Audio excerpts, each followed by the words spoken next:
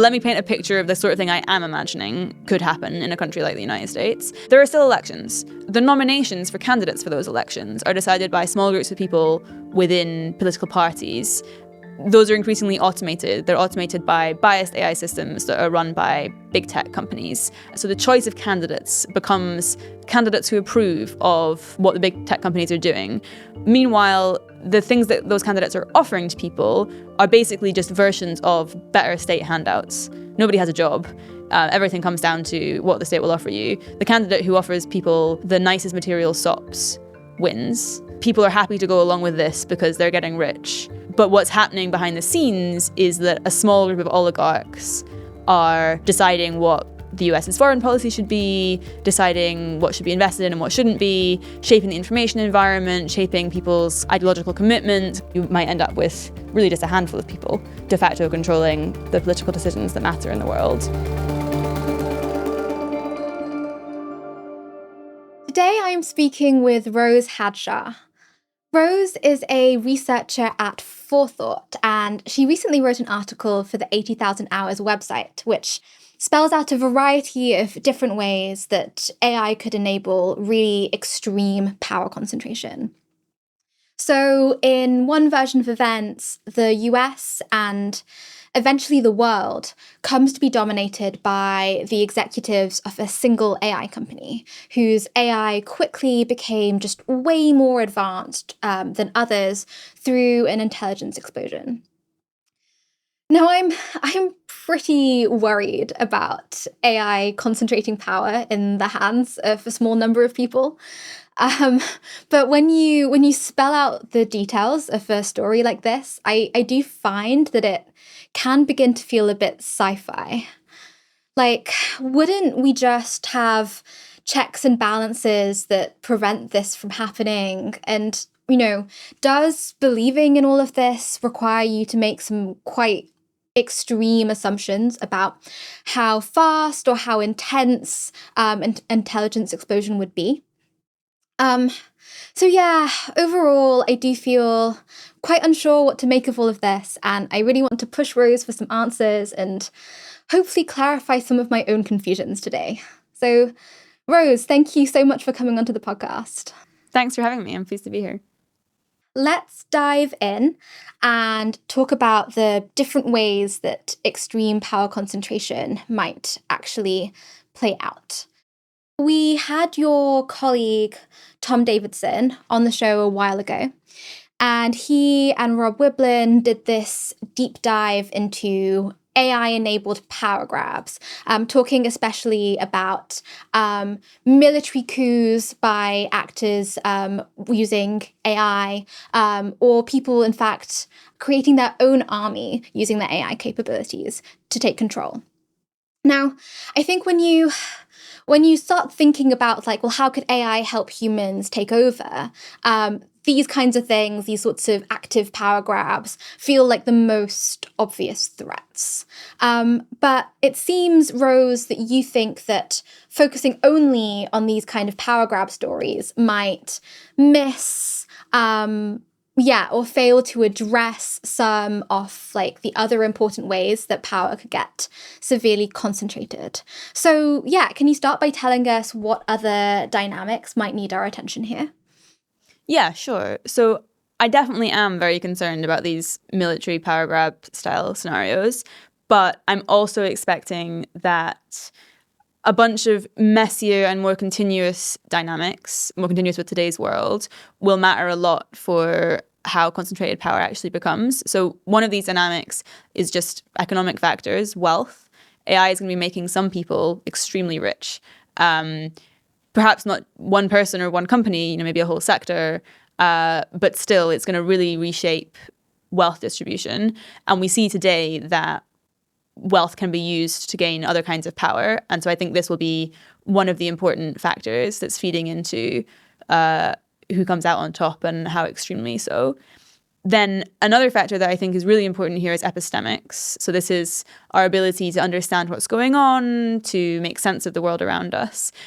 I like the thing you said at the beginning about checks and balances. Shouldn't we expect, given that nobody really wants extreme power concentration? Shouldn't we expect that it will be fine and that we'll all coordinate to stop it? I think for me, the big worry is maybe society's ability to understand what's even happening will get eroded either by systemic factors like the pace of technological change is getting so fast that it becomes very difficult to understand what's happening, or because of active interference on the part of the powerful who are kind of deliberately obfuscating what's going on, deliberately creating confusion and distraction, deliberately undermining the tools that we use to make sense of what's happening.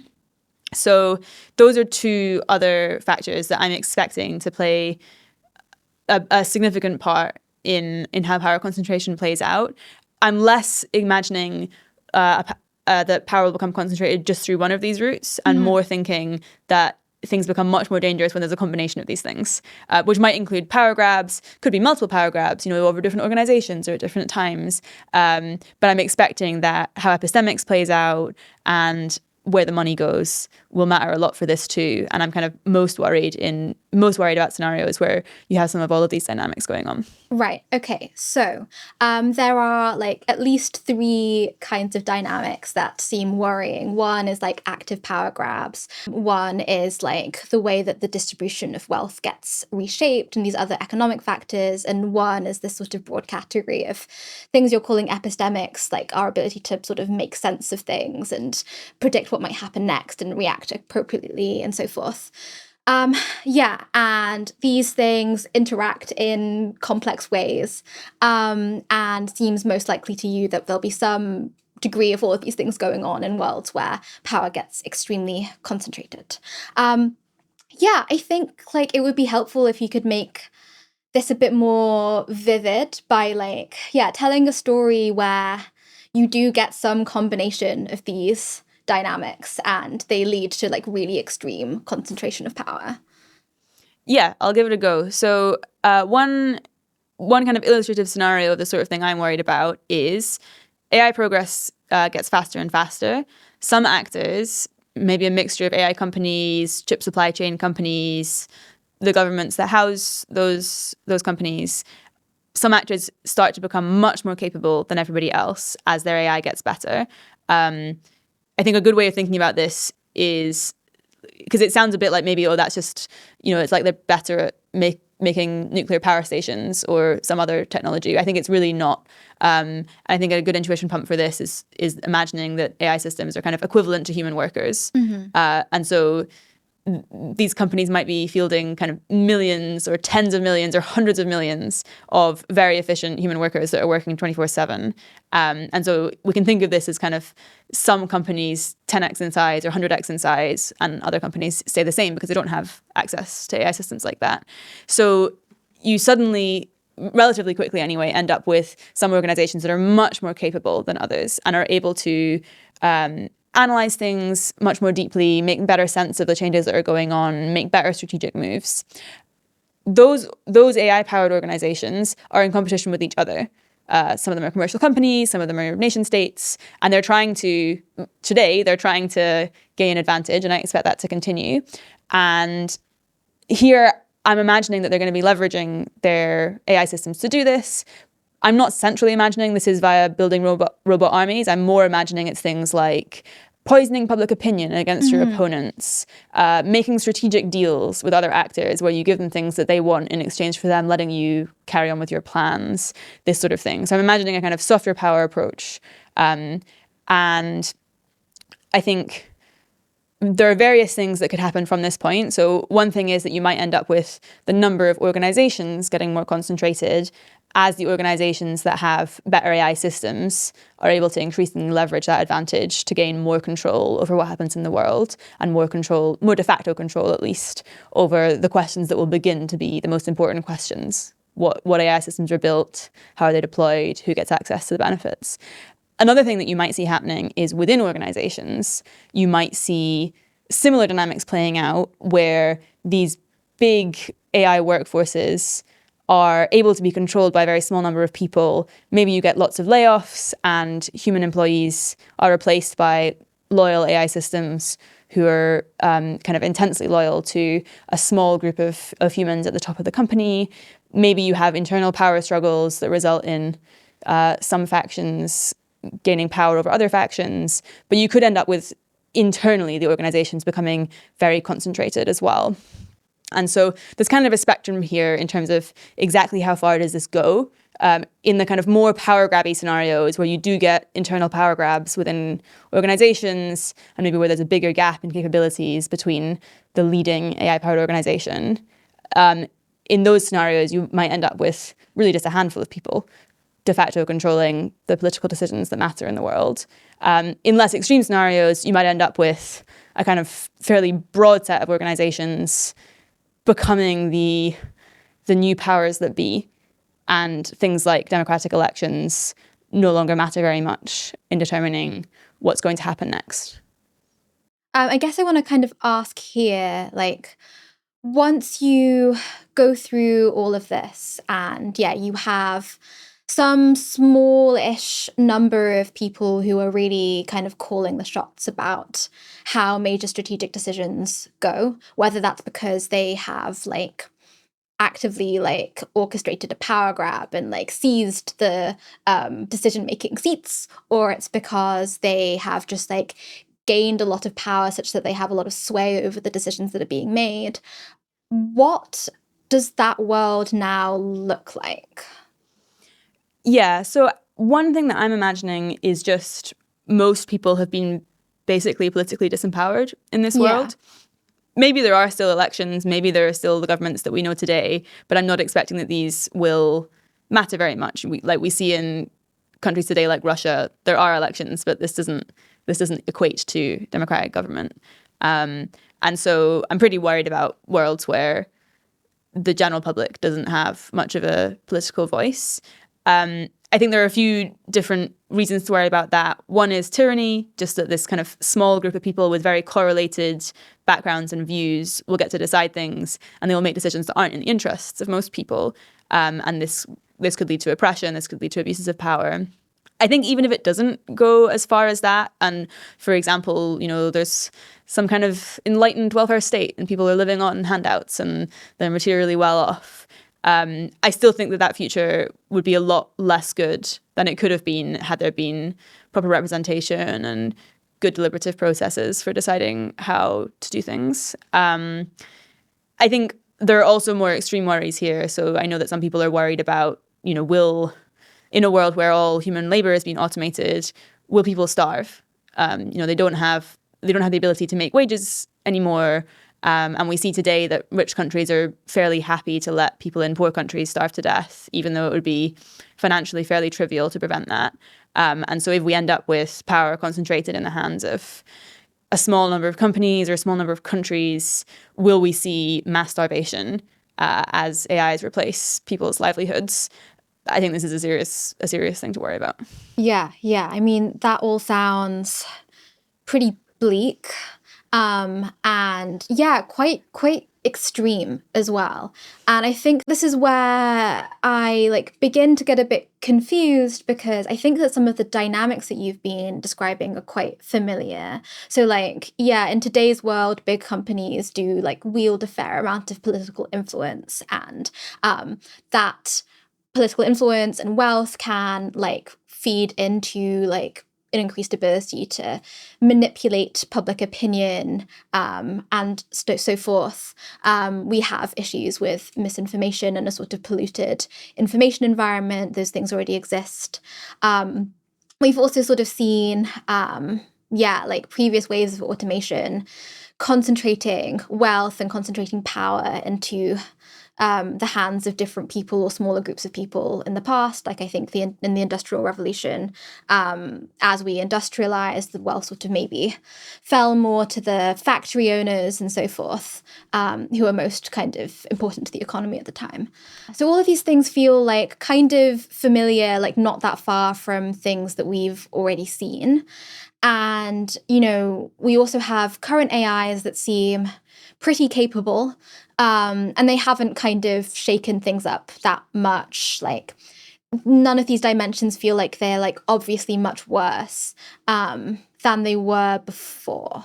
So I think with all of that, I do wonder, why we might get effects with future AIs that are just so much more extreme than we've seen previously and even with current AI systems? Yeah, so first of all, I completely agree with you. This would be way more extreme than anything we've seen in the past. And so it's definitely a prediction of something very different happening.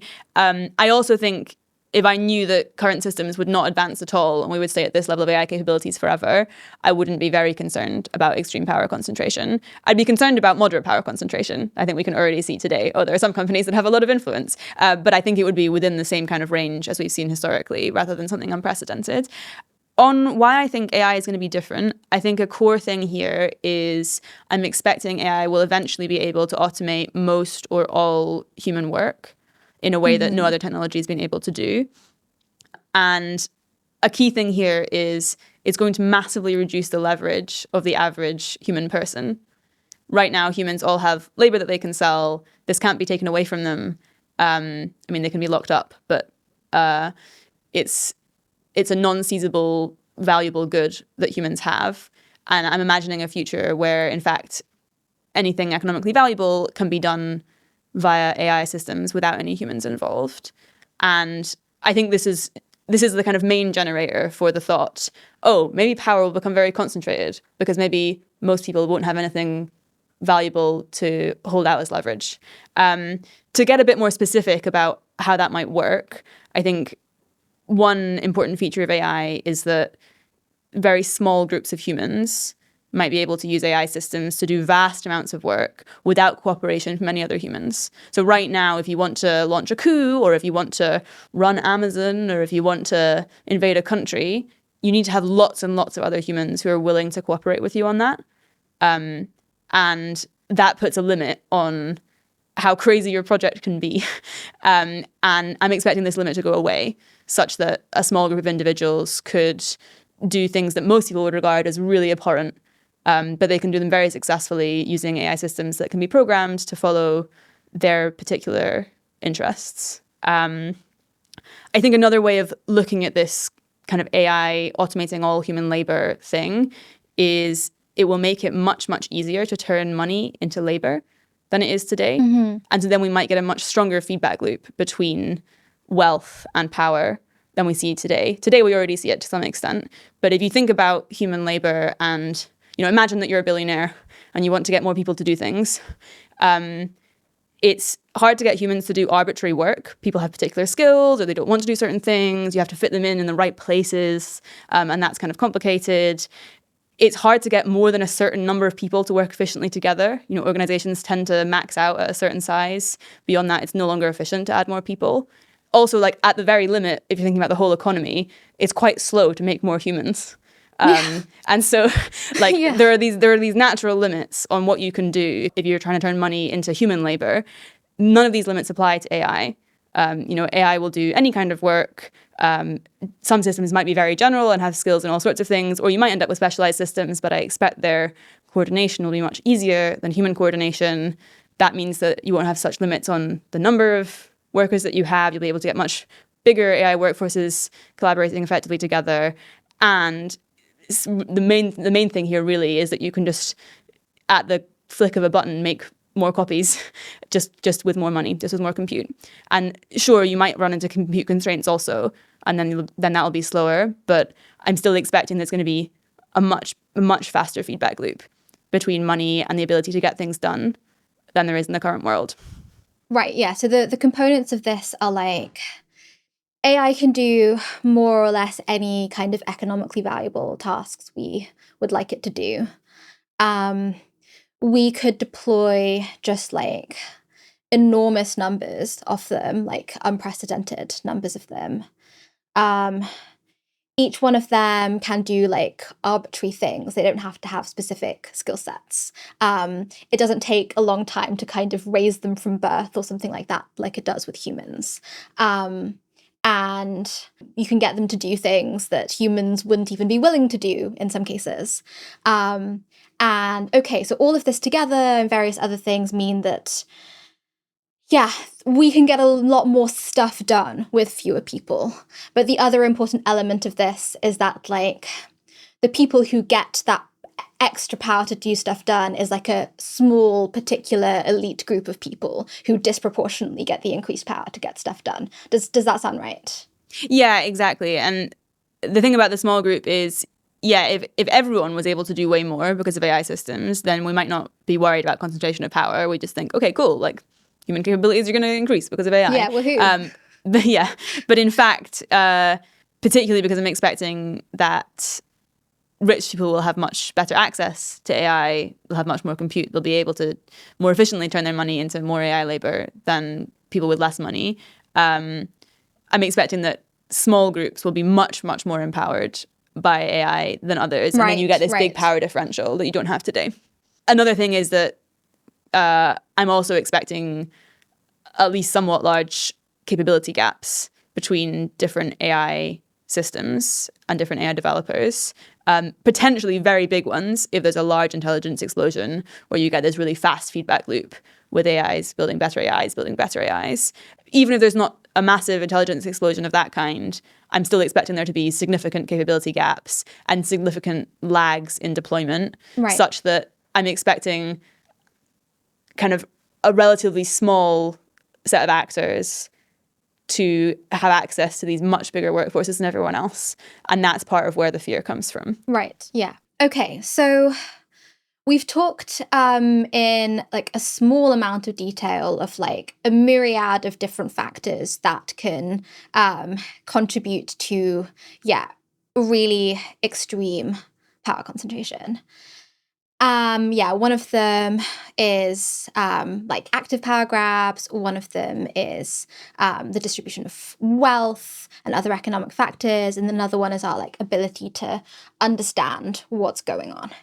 I want to talk about all three of those things in a lot more detail. So let's briefly chat through how AI might increase the risk of a successful power grab.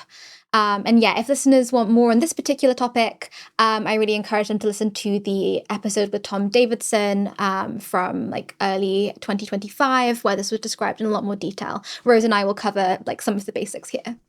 Yeah, Rose, okay, can you start by giving us some examples of what a power grab using AI might look like?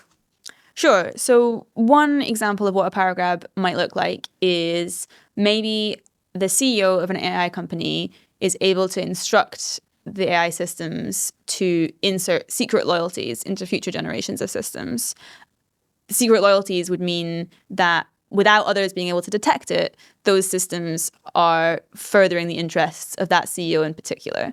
And so then if this happens successfully, then one generation would make the next generation secretly loyal, and that would make the next generation secretly loyal, and so on.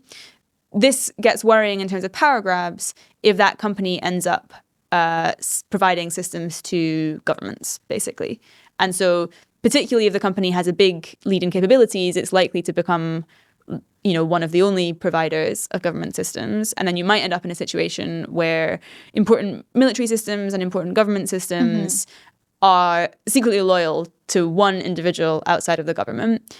Then at some later point, that individual would be able to trigger those secret loyalties, seize control of those systems, order them to kind of take over the government.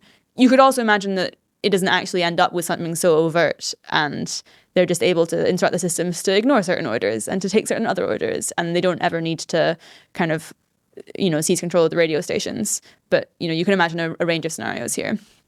Just quickly to give another example, to give a sense of the kind of spread of things here, another power grab scenario you might worry about is that a head of state is deploying AI systems in government and in the military, and the head of state is able to push for those systems to be trained to be explicitly loyal to the head of state personally, rather than being trained to follow the constitution or the law or some more accountable, more democratic thing. At that point, if at some later date the head of state wanted to, for example, cancel the next election, declare themselves permanent dictator, they would be able to, because a large fraction of government employees have been programmed to be loyal to that individual in particular, and they're happy to break the law on that person's behalf. So that's another example scenario. Yeah, okay. So, yeah, I guess like an immediate reaction to this might be, well, how come we just don't like manage to stop this from happening? How come these like institutions that are designed to prevent this kind of thing from happening, how come they fail? I guess with the first scenario, where it's secret loyalties, these secret loyalties are just simply not detected in time. They are well hidden, or they're just like fundamentally hard to notice. And that's why it sort of catches us unaware. Can you spell out a little bit more in the second scenario, where it's a head of state, why it is that they don't get stopped? Yeah, so I think there are a few different things here that could that increase the risk that this kind of scenario comes to pass.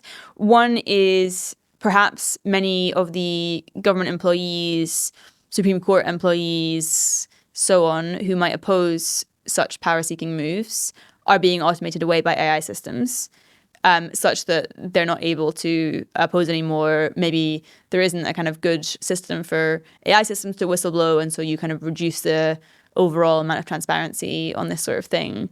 That's one concern. Another concern is perhaps either driven by AI or not. There's already backsliding going on, and so I think a lot here depends on the strength of the institutions in the country that you're thinking about, and whether those are already being compromised or not. Okay. Yeah, I think something that's kind of, ringing a bit of a bell for me here is that it seems like in stories like these where the military is probably involved, as like a pretty key part of it, either because it's like a military coup or because you like need the sort of force of the military to kind of enforce your rule of law. What's being imagined here is that these AI systems are being integrated into the military like pretty fast enough that the people who'd want to stop this kind of don't really notice what's going on or aren't sort of able to do like more thorough checks that like prevent these things from being able to happen. But yeah, that strikes me as kind of going against the trend of like how tech adoption usually works in the military. Like my understanding is that like these things can be like incredibly slow. Like there's, I guess, in the military often like existing suppliers who are not going to want to be replaced by like newfangled technologies, because they benefit a lot from being able to supply to the military. You have just like generally slow processes of procurement that can be just like sort of boringly slow in some cases. And then you just like also just get like the sort of psychological resistance to change and technologies that people don't really understand. I mean, with all of this, are you imagining that something like very different happens in the process of AI militarization? And like, why should we expect this to be like much faster in that case? Yeah, great question. So I think you're definitely right that procurement can be very slow. I think we can also see examples where it's been pretty fast. The Manhattan Project was like, 4 or 5 years or something. And part of what was going on there was military necessity, and feeling like there was some kind of existential competition going on to race to get the bomb before the Nazis did. Whether or not there's a cold or hot war, I'm expecting that AI deployment in militaries will be driven by competitive pressures. This might not mean that it's very fast. You know, if China deploys AI slowly in the military, maybe the US will also deploy slowly. But in a way, the kind of cultural forces that you were pointing towards, you know, fear of newfangled technologies, bureaucratic slowness, in a way that makes me more worried rather than more reassured, actually, Right. because it's like there isn't, to the extent that that's true, there isn't a kind of robust culture already of appropriate vetting. Right. And a thing that I'm worried about is it's slow, and then suddenly it's really fast. Yeah. Whereas like if we were just at medium pace the whole time, I would feel more comfortable. Yeah. I think one other point is it's not, I think the key thing here is not directly how fast military deployment goes, although that is a correlated factor. I think it's more like whether the deployment is done sufficiently carefully. Mm-hmm. And it gets, obviously, the faster it is, the harder it is to do it carefully. But there are other things that make it hard to do carefully as well. One of them is one AI provider has a massive capabilities advantage. If there's really a single provider that has a big edge, I think it will be difficult for the military to vet that appropriately. Yeah. Because those systems will be the only ones powerful enough to vet those systems, but that's obviously biased. And so there could be kind of difficult situations like that where even with lots of time and the best will in the world, the military might struggle to do procurement adequately, safely. Maybe another point is for these kind of scenarios to go through, you don't need to have the whole military automated. You don't need to get rid of all human soldiers and stuff. You could imagine, like we see historically that coups sometimes succeed with really small numbers of soldiers. Mm-hmm. And a key thing that's going on here is that they're managing to kind of capture the information environment such that everyone believes they've won. And then, in some cases, literally a battalion takes over a country. And the rest of the army is like, oh, well, I guess they've won. And so you could imagine a similar situation where a small fraction of the military is automated AI-driven drones or something like that. But there's also sufficient control of the information environment that an actor can create a sense of inevitability about this, and a small group can kind of successfully coup the rest of the government. Yeah, okay. So this story is a place where the category of factors that contribute to power concentration that you labeled like epistemic factors, like, are really doing quite a bit of the work. Yeah. Definitely. And I guess an important point here is me and Tom do disagree on how central we think power grabs are, but it's not like Tom is ignoring epistemics or economic factors. Like, he thinks those things are important too, and they're part of the initial ideas he had. And I just think that they're more important on the margin than Tom expects. Yeah. So, I mean, this is super interesting, and there would be a ton more to say about this. But since we already talked to Tom Davidson and have a podcast episode with him that listeners can look at for more detail, I think we should now move on to think in detail about some of the other ways that AI could mean power gets extremely concentrated. You think that one group or some collection of small groups of people could end up in charge of like really important decisions for the world through means that like aren't military based, aren't violent, don't involve anything that we would call a power grab, but sort of they get there because they have much more wealth than other people, or they sort of play a much bigger role in the economy. Yeah. What are the different ways that this could look? Yeah, sure. So the high level worry here is something I've already mentioned, which is just automation is going to disempower most people economically because their labor is going to become valueless. And that's going to generate enormous returns to capital. And so this is the kind of basic generator of all of the scenarios here. In terms of some different ways this could look, I think there are a few different things that could go on here. One is something that's been written about by others as the intelligence curse. This is the idea that government incentives to represent their people will get gradually eroded as a bigger and bigger proportion of government revenues comes not from citizen taxation, but from the AI sector directly. A bit analogous to the resource curse that we see today, where some states that get most of their revenue from oil or from diamonds are very exploitative in relation to their populace. Right. And they're dependent not on the economic productivity of their citizens, they're dependent on a very narrow resource-based sector. So that's one scenario to worry about. A different one is something that my colleague Thomas talked about as outgrowing the world. So here the idea is that maybe one company or one country is growing so fast economically that over time they come to dominate the global economy. You know, they're 99% of all production is being done by that country or that company. This is something that does depend on quite a big intelligence explosion, I think, and various other factors as well. So that's another scenario. Then, like, just to give one more gesturing towards how this could happen, you could imagine if there are first mover advantages in space, we're the first people to seize control over space resources or able to hold on to them indefinitely, then you might see a version of economic dominance which isn't Earth-based, but instead the first company or country to begin to colonize space, therefore de facto gains power over most of the solar system or galaxy or universe. So like these are of varying degrees of speculativeness, but there are, I think, a bunch of different ways that we could see economic factors leading to very extreme forms of power concentration. Okay. I guess my immediate reaction to all of this is like, why wouldn't there be some kind of government effort to redistribute wealth?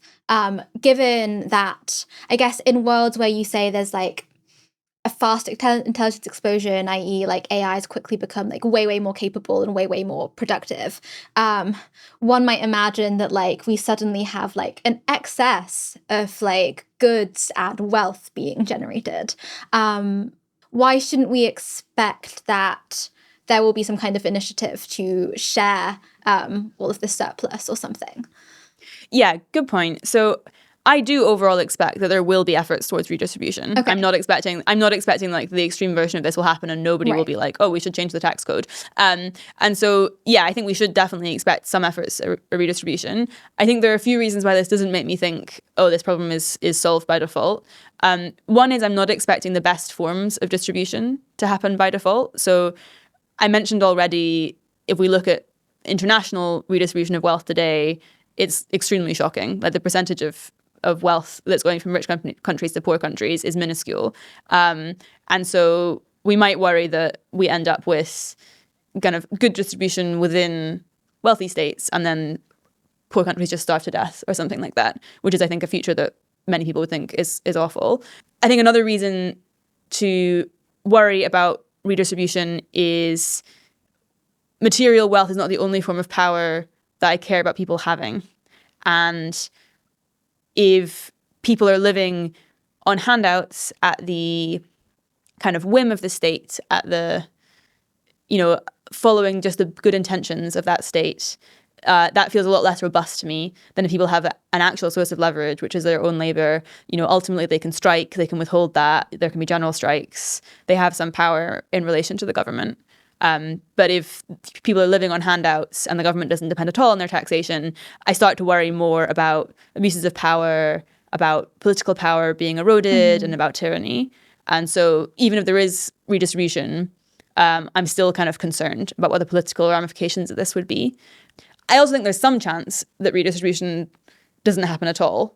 I think this could happen in worlds where, governments become extremely captured very quickly by very, very capable AI companies who are badly intentioned. But that's not where most of my expectation is. I am expecting some redistribution by default. Right. Okay. Yeah. So I think what I'm getting here is that, I think it does seem like these are all pretty bad outcomes. If you lack of material wealth, starving to death is like an extremely bad outcome.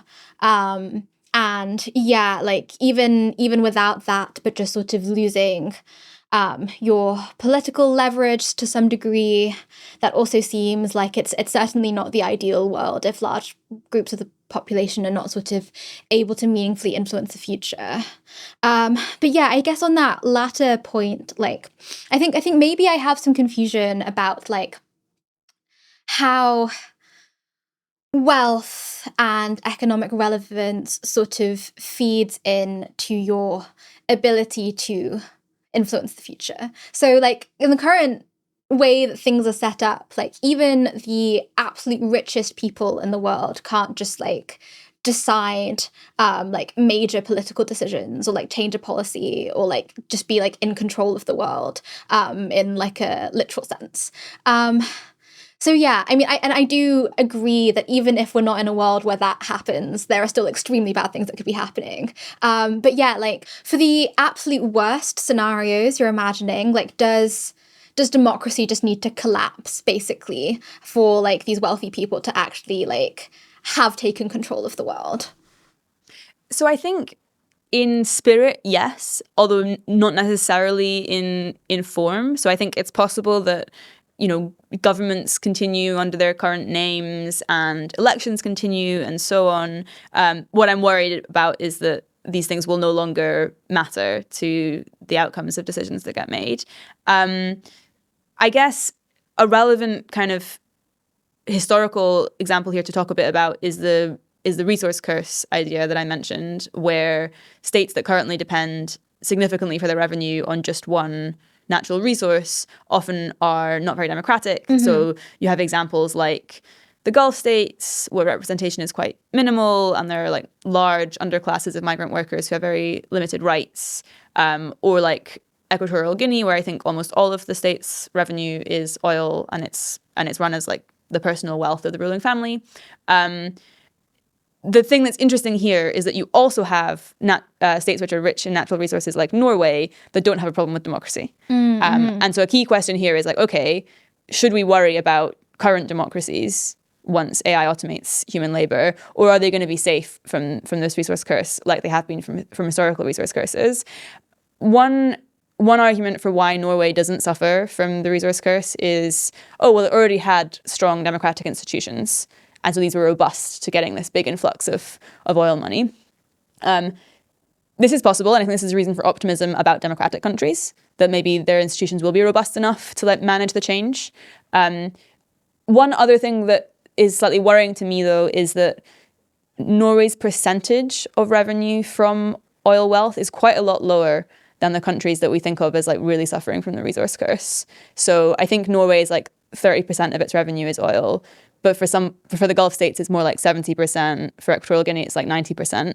And so there's a different hypothesis you could have, which is, well, it depends how much of your revenue is coming from resources. And I'm expecting that ultimately all revenue will be coming from AI systems one way or another. Yeah. So, yeah, I think it's certainly not obvious that this will happen. But I think that there's like reason to worry about this. Yeah. So on that last thing you said, like maybe it's actually like rather than a matter of like how strong your institutions are already, it's a matter of like degree, like there's some sort of spectrum of like how much reliance on an industry you actually have, and like the more reliant you are, the more at risk you are of some kind of collapse of or erosion of like ordinary democratic your usual democratic processes. Yeah, exactly. And so there's some worry about, like the extent of this is just going to be so much bigger that it's difficult to be confident that our institutions will hold. Yeah. I think another intuition for this is just like we're talking about like a fundamental shift in like modes of production or in like economic form here, from an economy which has always been based on human labor to an economy where human labor has no value. This is such a big change. I think it's difficult to be really confident that it's just going to be fine and like institutions will work just the way they always did. Yeah. And we've seen that previous economic shifts of similar magnitude did have big effects on concentration of power.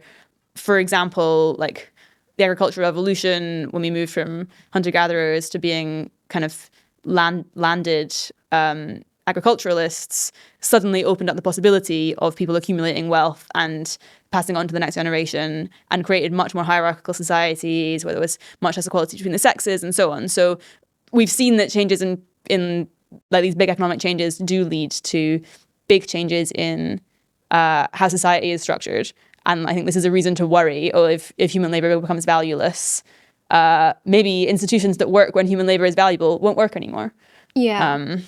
I think like the place where I have some skepticism here is that like surely there are other reasons besides your economic relevance for being given a say politically. Like we had sort of universal suffrage in like wealthy democracies, such that like people who are unemployed or they're retired, or otherwise are just like not being economically productive, they still like are enfranchised, they can still vote, their interests are still being represented and cared about. Like maybe not quite as much as they ought to be or something like that, but like broadly in these countries, their interests are being represented. And maybe what's going on here is that we've come to place some kind of inherent value on like all humans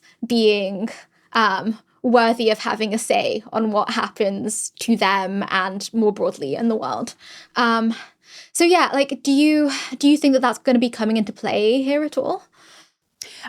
Yeah, I mean, I agree with you that there are non-economic reasons that political power gets distributed, and ideology and the things that we think matter shape what happens here for sure.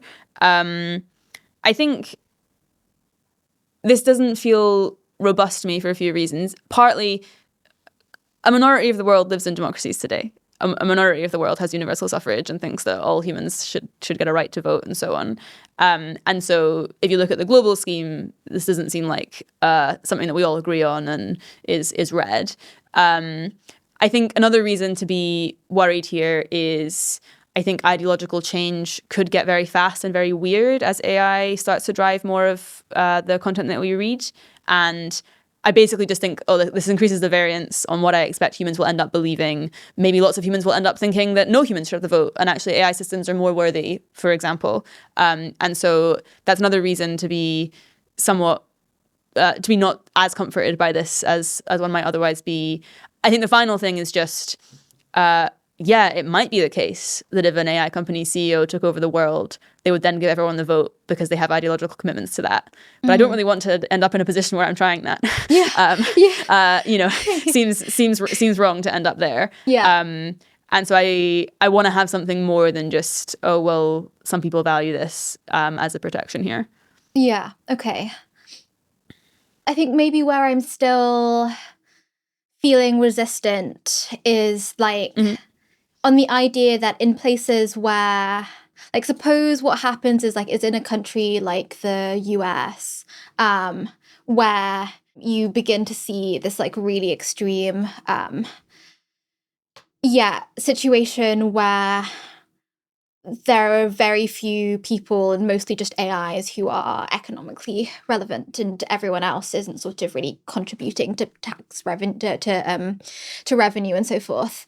And in a place like that, unless you kind of fully veer into this is now no longer a democracy, there's been some kind of power grab and someone's taken over some kind of autocratic control. I find it really hard to understand why, if it is just this sort of systemic thing rather than this malicious actor taking control, why anyone would be willing to kind of roll back the political power that was so hard won. I think it's one thing in a place where people don't currently have that power, and I think it's another thing when you've had all of these groups who spent sort of decades campaigning for being politically enfranchised, and really contributed to a huge value shift in society. Does it not just become totally outrageous to roll those things back just because there are sort of structural or systemic forces kind of pushing you in that direction? Yeah, I like the push. I agree with you that I'm not really expecting in countries like the States, for example, the vote will be rolled back. But let me paint a picture of the sort of thing I am imagining could happen in a country like the United States.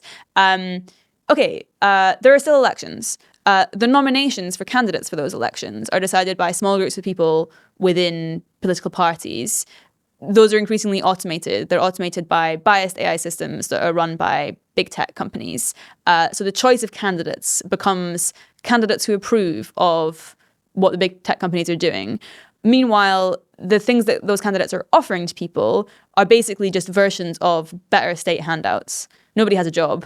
Everything comes down to what the state will offer you. The candidate who offers people the nicest material sops wins. And people are happy to go along with this because they're getting rich. But what's happening behind the scenes is that a small group of oligarchs are deciding what the US's foreign policy should be, deciding what should be invested in and what shouldn't be, shaping the information environment, shaping people's kind of ideological commitments and the sorts of things they think are good. For example, what will people's views be on whether AI deserves rights or not, and how much can that be shaped by biased systems and by political policies that have been captured by those companies. That's the kind of sort of thing I'm imagining. Does that sound more plausible to you than just like, oh, the vote gets rolled back? Yeah. And I think just focusing on like basic things like voting rights and stuff, like, yeah, it fails to capture like a myriad of ways that people can like have like varying degrees of power. Yeah, I think this is beginning to make more sense to me. Yeah, something else that might make things feel more, more concrete or more believable to me is I like read this blog post by, I think, Anton Leicht. I don't know how to pronounce his name actually. But yeah, like I think the idea there was like what you might see is that like, yeah, initially values really persist and there's a lot of interest in like making sure people remain enfranchised because our values sort of stay the same, and maybe just because there's some kind of like institutional inertia going on so that like the system doesn't change that much altogether right away. But with, if you sort of imagine like, yeah, more distance between the kind of initial phases of automation and like a world where like for quite some time now, it's like the AIs are doing everything. I don't know whether the values of like caring about the poor and those kinds of things are like so deeply entrenched in people who were any of the people who retain decision-making power that like at some point, whether it's like a generation in the future or something like that, people are going to begin to wonder like, hey, why should we continue listening to these people or like giving them sort of meaningful say or like redistributing things towards them. And I think, yeah, if you kind of imagine some kind of slow erosion, I find it much more plausible as well that we could see these shifts and sort of backsliding on the values that we're currently like feel very attached to. Yeah, what do you make of that kind of slower scenario?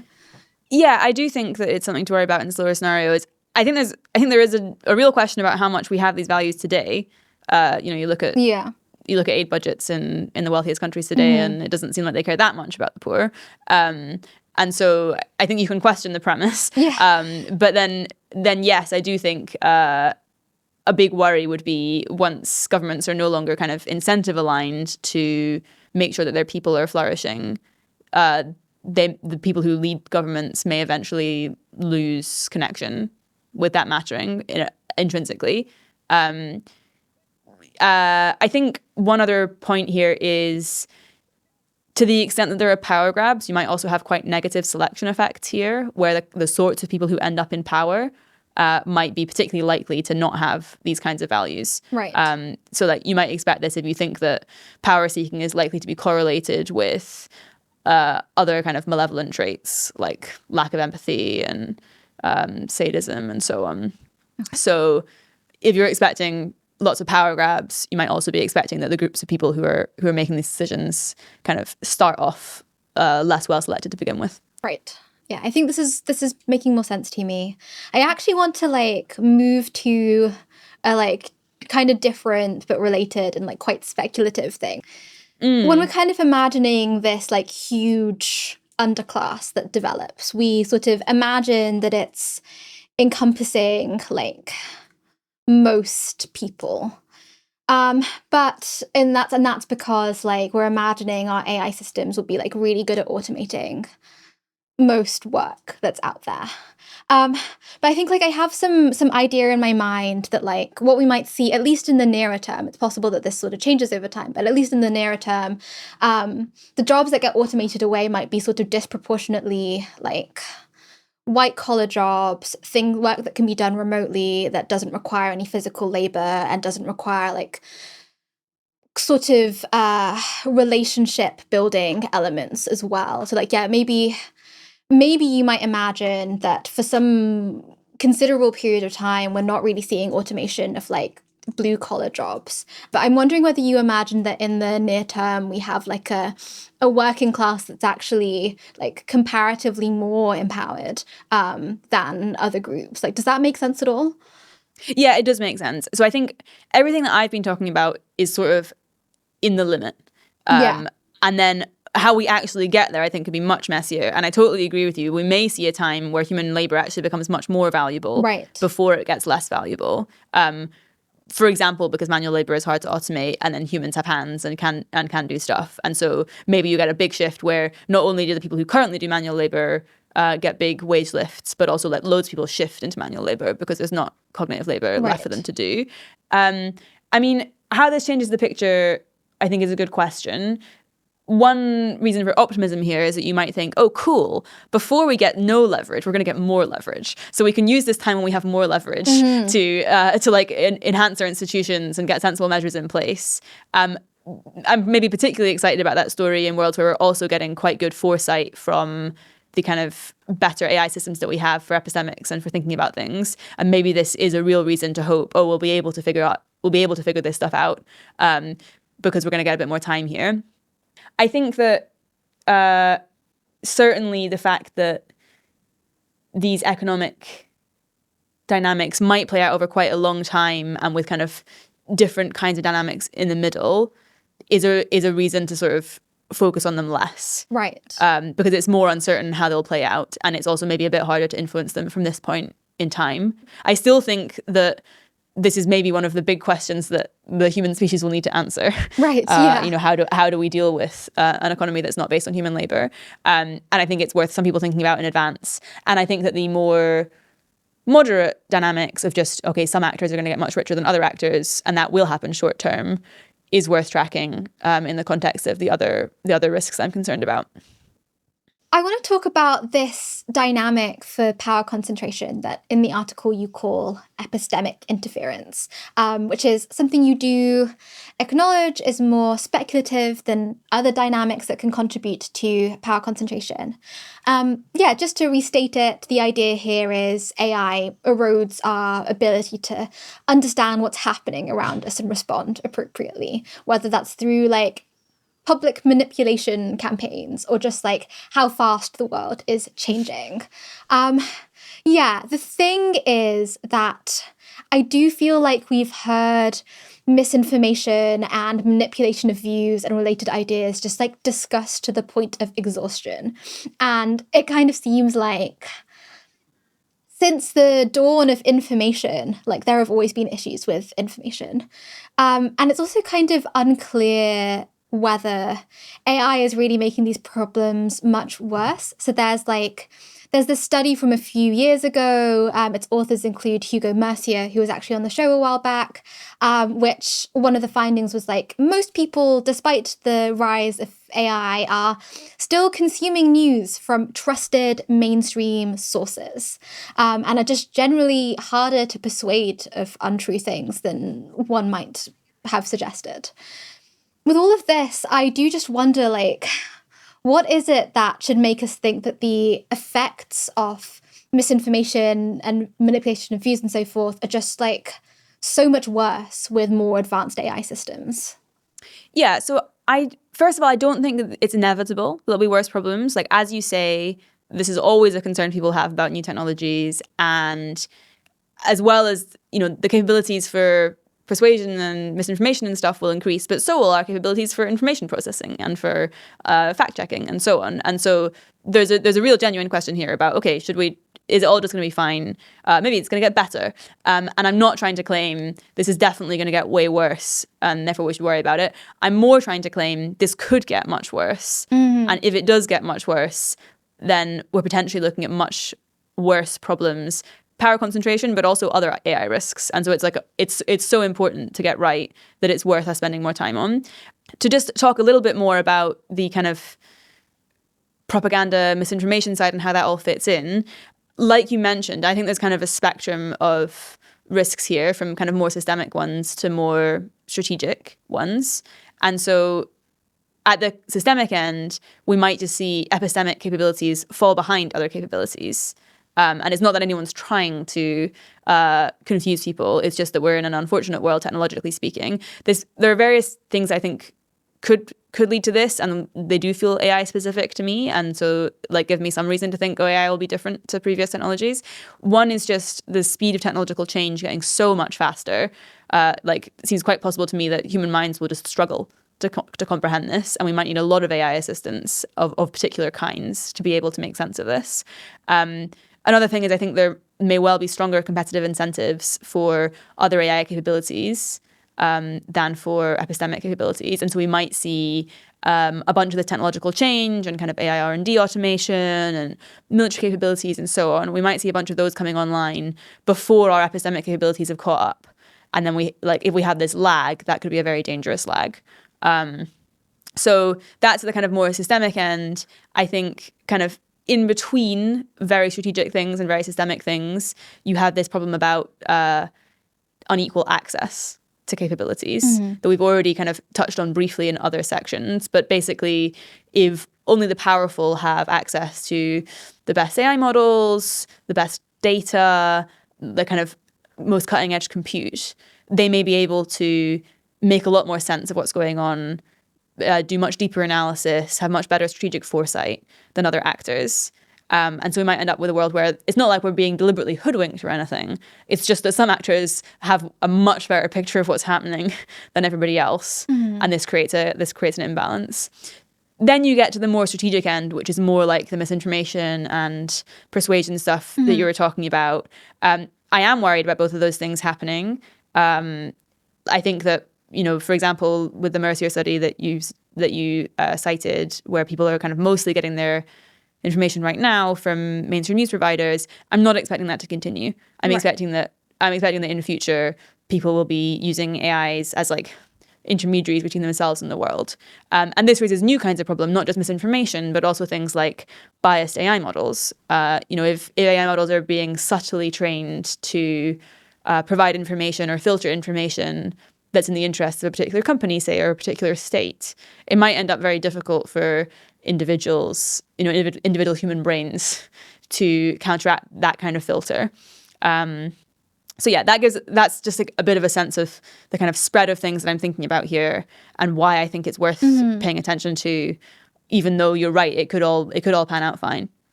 So there are maybe two things that I want to pick up on there. And one of them is this idea of like, some actors having kind of a much better understanding of the world than others because of their advanced AI capabilities.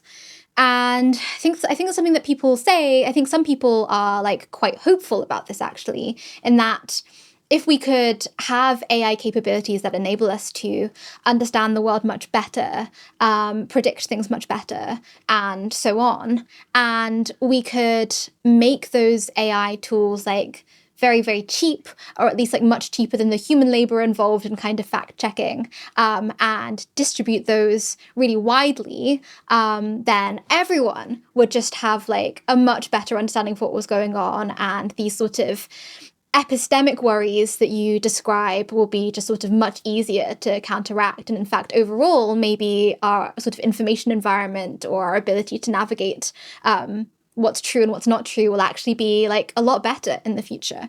How hopeful are you about that kind of vision? So I definitely share some of the hope. I agree that AI unlocks a bunch of possibilities for much cheaper and more effective kind of truth-seeking than human brains can do right now. And so, yeah, I'm expecting that by default, it's going to get a lot better than it could be without AI systems. Then I think what I didn't feel convinced about in what you said is that there won't be a big delta between the abilities of the most powerful and the abilities of the many. Yeah, so, a big difference between them, right? That's what you mean by exactly, delta. A big difference in how capable they are of making sense of the world. I think a few reasons to think that there will be this big gap. One is data. AI systems currently need a lot of data, or the best AI systems need a lot of data. And then if you think about the kinds of actors that have a lot of data, it's not people like you and me, it's people like the US government, Google, OpenAI.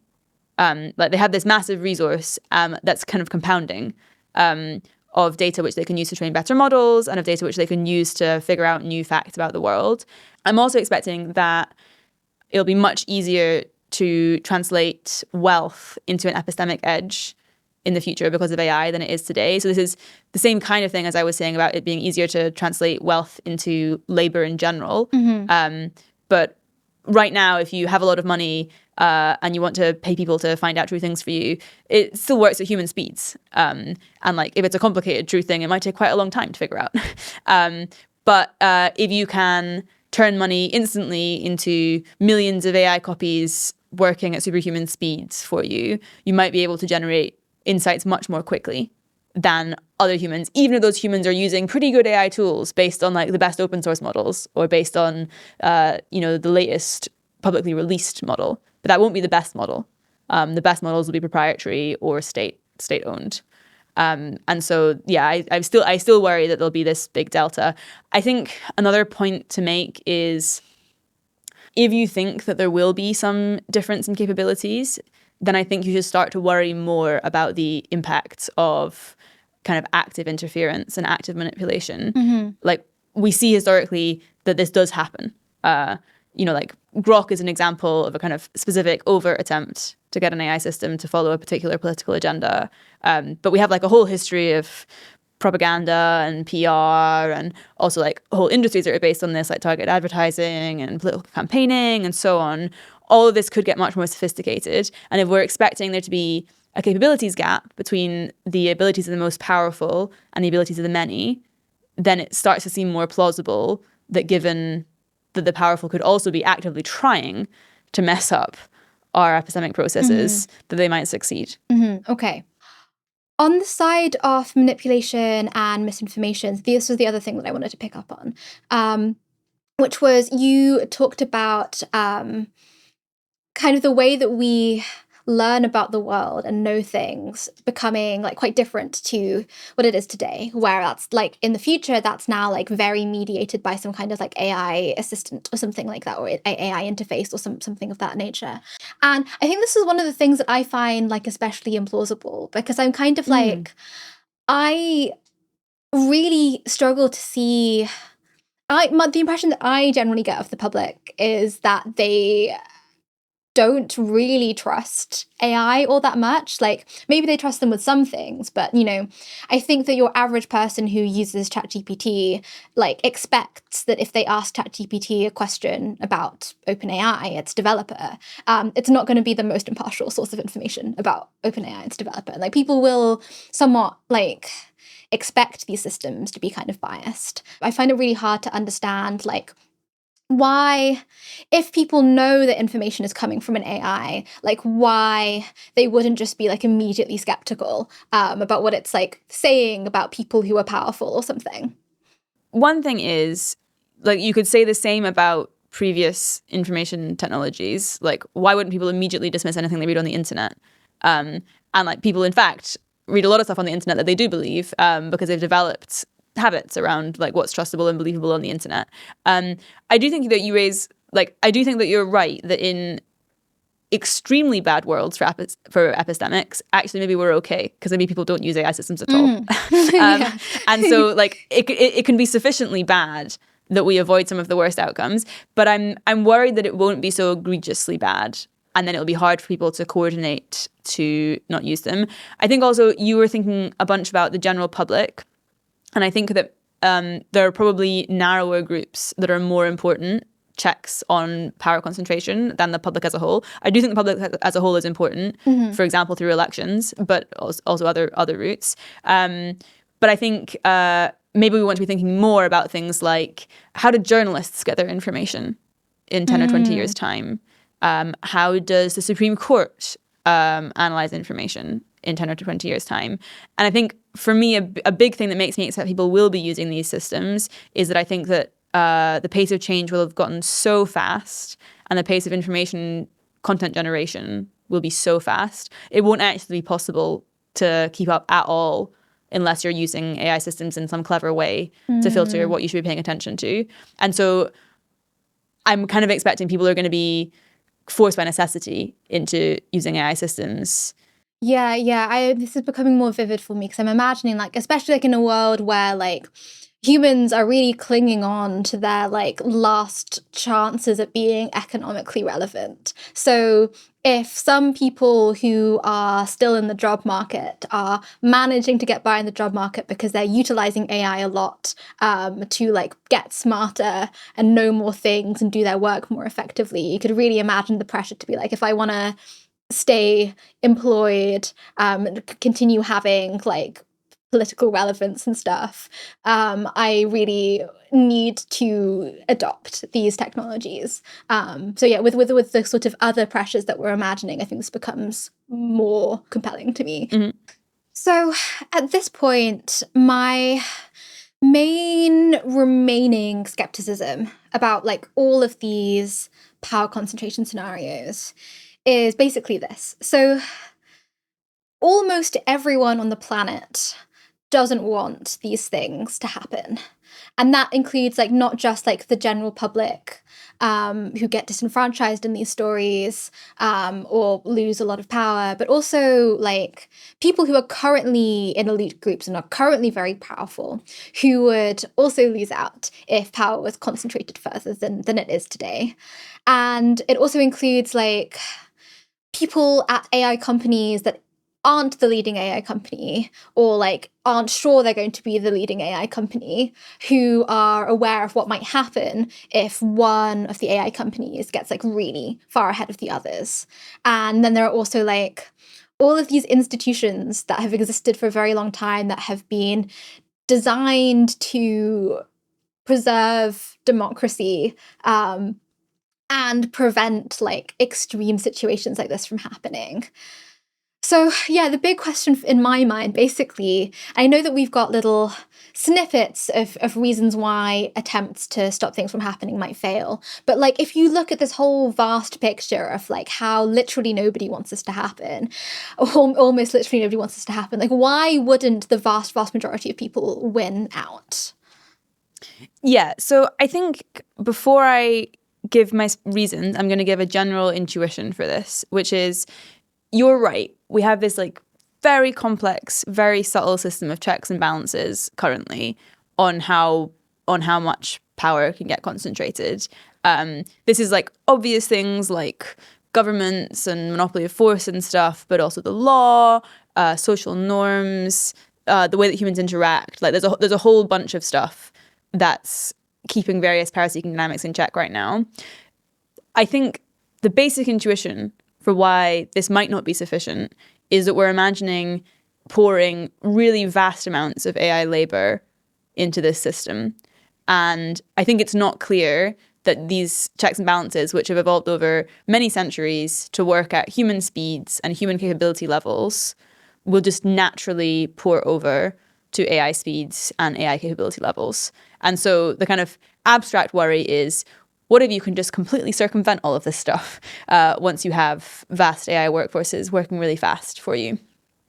To get onto, okay, what are my specific reasons to think maybe people won't be able to coordinate to stop this? I think two main ones that I'm tracking. One is maybe it'll be too fast. So I think this especially applies to the kind of sudden power grab scenarios. If there's a very big intelligence explosion, maybe the change is just far too quick for existing institutions to be able to respond. And by intelligence explosion, you mean like a situation where you start like really capably, successfully automating AI R&D and AIs are designing successively better and better AI generations like really fast. Yeah, exactly. So you get this kind of recursive feedback loop where once you can automate enough of AI development, you can then automate even more of it and even more of it and make even better AIs and so on. So like suddenness is one reason to think that people might not be able to coordinate. I think the other big reason is epistemic disruption, which we've already talked about. Yeah. But here the fear would be that through some combination of speed, maybe not quite as fast as in the sudden scenarios, but speed making things difficult to understand, unequal access to AI tools that would help you make sense of the situation, and like active interference where powerful people are obscuring what's going on and distracting people and getting them to focus on other things. This really gets in the way of people noticing what's happening. So those are the kind of two main reasons that I think this might happen even though most people don't want it. I think a final footnote would be, I feel kind of compelled by almost no one wants this, but then if you look at the current strategies of various companies and countries that are powerful in AI, they do seem to be pursuing their own power. Yeah. And like, in fact, we see like, perhaps not world domination, but like AI companies are seeking to develop AGI first, and they do seem to have plans where they'll develop AGI first and then they'll make some kind of pivotal act, some of them. And the US is pursuing AI dominance over the rest of the world. And, you could argue that this isn't very rational because, how do they know that they'll win? And surely this will encourage other people to race and so on. But they do it anyway. And so I think, there's room for humans to just make a very bad job of coordinating this stuff, even though in some deep sense it's not in our interests. Yeah, okay. That makes sense to some extent. I think with that last thing that you mentioned, it does seem like it is salient, like not just like broadly what the planet wants, but like what the people who are in the key positions of leverage want. So if you're like at AI companies and so forth, or like you're in government or something like that, like it's what these people are pursuing, that seems to be most relevant. But I guess these actors can't like act unilaterally. I think especially when it comes to like decisions being made in government, sure, like they are probably very worried about like having a strategic lead over other, like if you're in the US, for example, you're probably worried about having like a lead over China and like dominance over other countries like geopolitically. And sure, like you are quite compelled by the revenue that's coming from these AI companies, or the like, at least the promise of that revenue. But then at the same time, you probably also have like a huge voter base, which determines like whether or not you like remain in power after the next election cycle. And it just strikes me that like all of those voters would be pretty distrustful of AI companies, pretty worried about worlds where they have less material wealth and less influence than they do today. That seems like a sort of an area of contention already. Yeah, so you've got incentives pushing in both directions, but it's like not clear to me why other things would win out over the incentives to get votes in the near term. Yeah, so I think one line of thinking here would be, it's not clear how clearly the electorate will be seeing this stuff. Yeah. So you gave some intuitions for why the electorate would want to vote against this kind of thing, which I think are good intuitions. But I think I could equally give you examples on the other side. What if a lot of people are busy dating AI systems and they actually think it's really important, like the main policy issue is that AI systems should have certain kinds of rights, and that's the thing that they're going to vote on. Or maybe they are very concerned about losing their incomes, and the main policy that they're pushing for is better handouts, but they're not pushing for better political checks and balances because they're not tracking that that's something that down the line will be really important in an economy where humans live on handouts. Yeah. And so both of those were without active manipulation campaigns to make the public believe certain things, which you might also see. So I think that's one line of thinking. A different line of thinking, which is more late stage, once automation has progressed a long way, is right now people can strike. Yeah. If they're really upset. Right now people can rebel against the government, peacefully or otherwise. I think this will at some point cease to be possible. So the striking will cease to be possible once people don't have jobs. They won't have any leverage of that kind. But also once the military is fully automated, I think that human resistance and humans wielding human weapons won't make any difference against an AI-powered military. And so at that point, it's not clear what the government would have to lose, for example, by just cancelling an election. Yeah. What power would prevent them from doing that? And I'm not really centrally imagining that's going to happen. Like, I think you have to get into quite specific scenarios for that to make sense. But the kind of basic point of, right now it is actually difficult for a government to cancel an election because the consequences of doing that would be so harmful. It's not clear that they will be harmful in the future, that it would have any negative economic consequence for your country if you cancelled an election. Yeah. Maybe people will be upset, but why would that matter?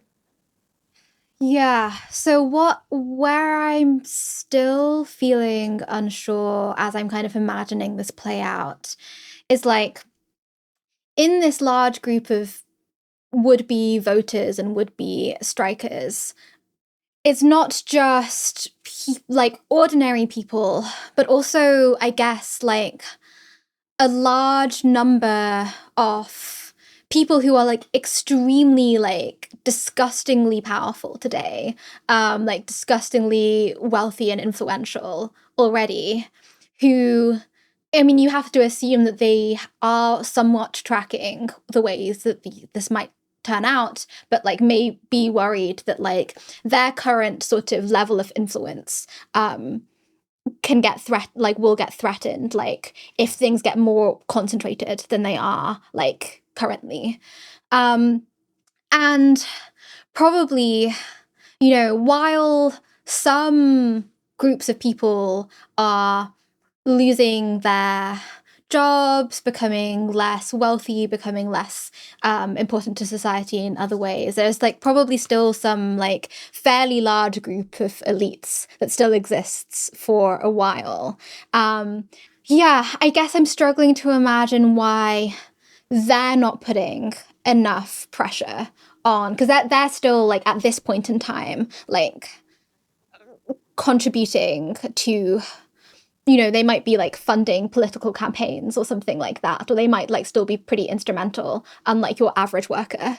Yeah, I think I'm like finding it hard to imagine why like this group doesn't mobilize or put enough pressure on the decision makers to prevent things from getting more concentrated. What do you make of that?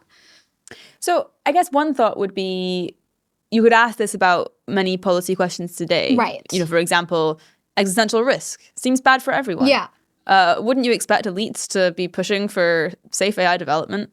But in fact, elites are very divided on this and lots of people aren't paying attention. And I think that much less resources going into this than should be. Mm-hmm. And so I think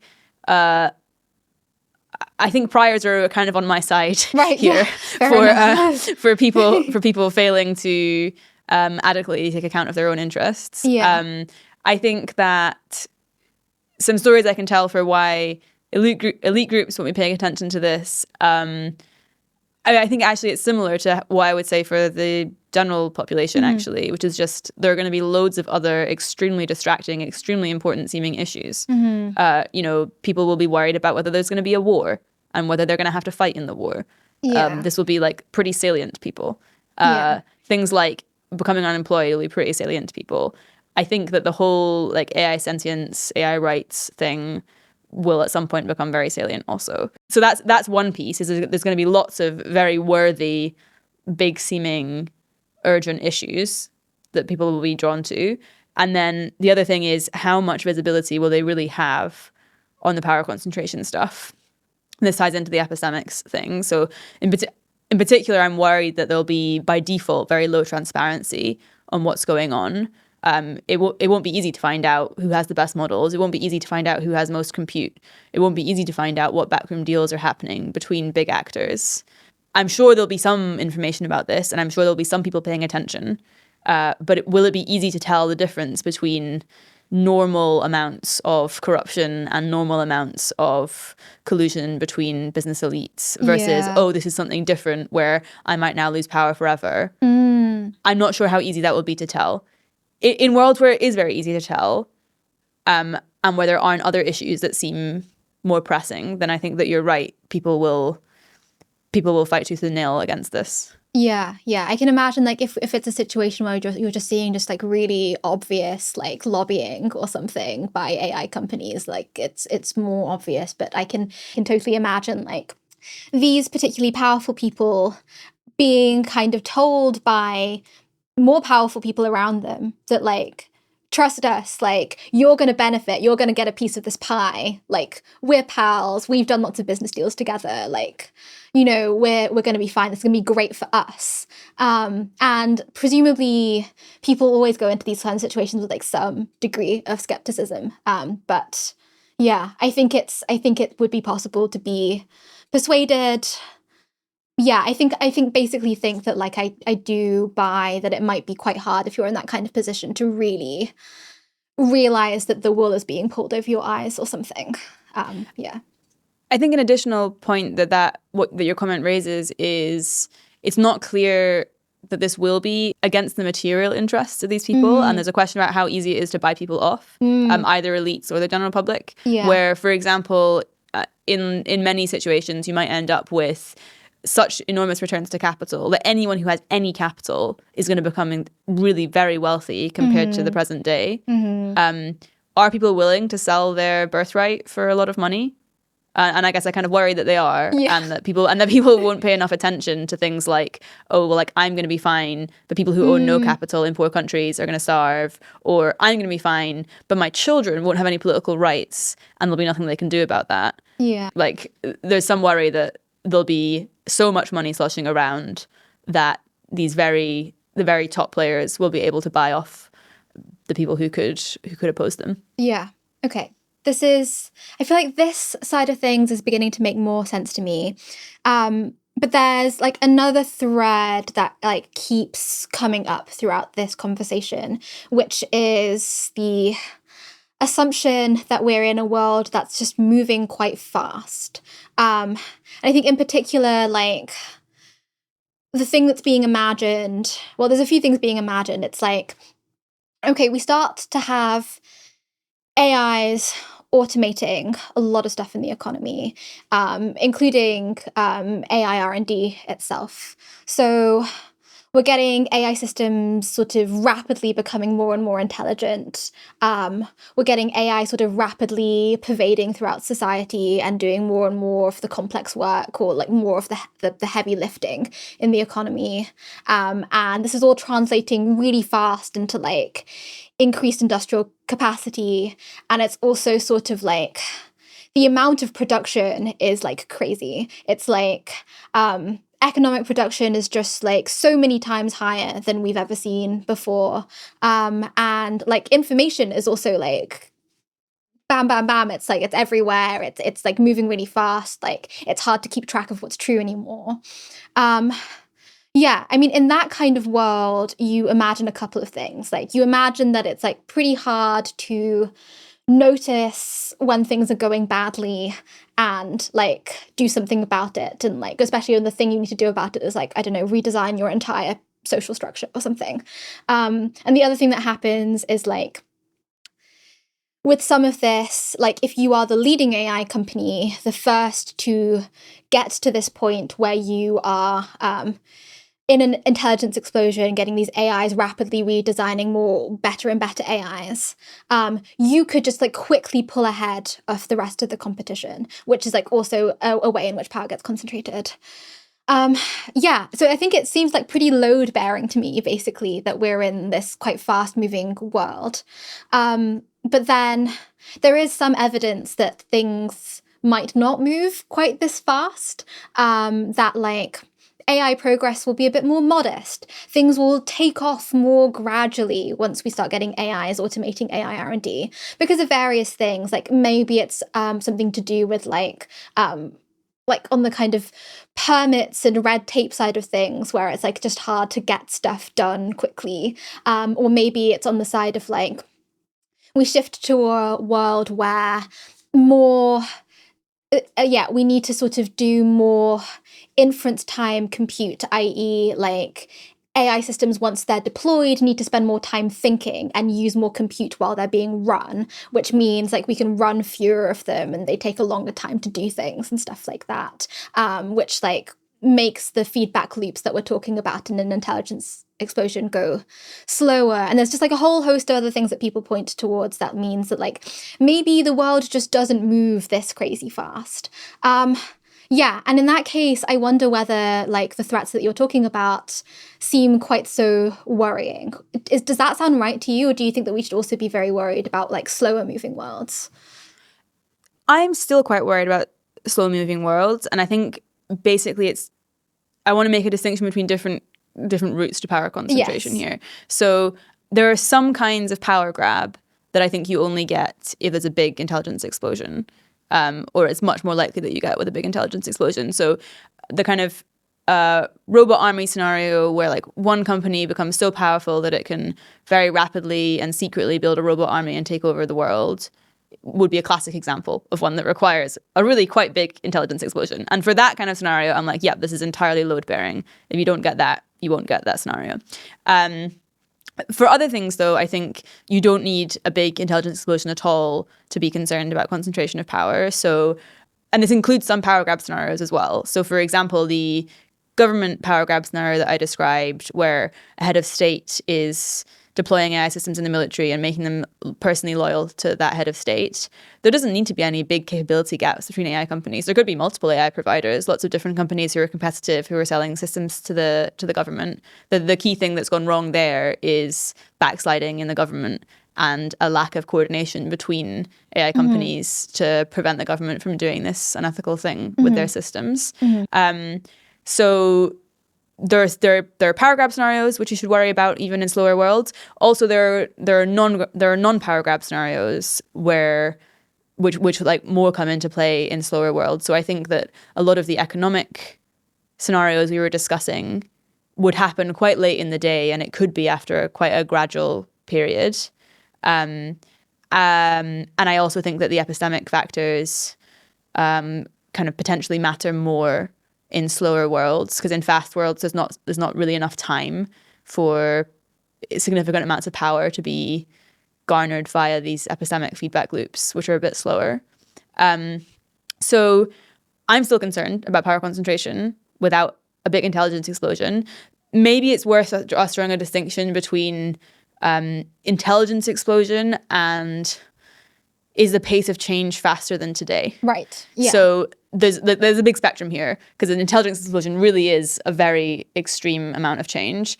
I'm imagining even if there's not a big intelligence explosion, the kind of AI progress I'm imagining is still going to have very big impacts on how fast things move in the world, even if it's quite distributed and lots of actors have similarly capable systems and so on. I'm still expecting that it's going to become much more difficult for humans to track what's happening than it's been in the past. And I'm still expecting that the pace of technological change will be much faster, even if it's not 100x faster. If you had some position which was more like, no, I really think business as usual is going to continue the whole way, then I would be more willing to accept, yeah, okay, if it's really going to be business as usual speeds, then I expect human institutions will be able to respond in time. Right. But yeah. I think I don't think the business as usual, I don't personally find the business as usual speeds very plausible. Okay. Yeah, I think I'm grasping that.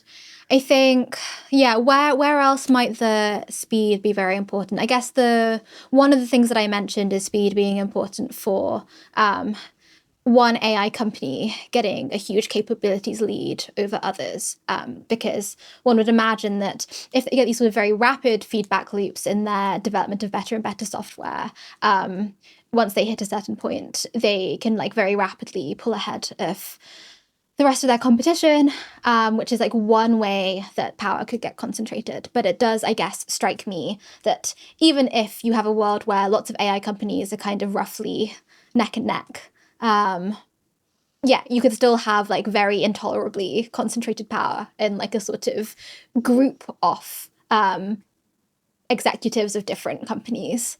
So yeah, does that seem like the right way of thinking about this?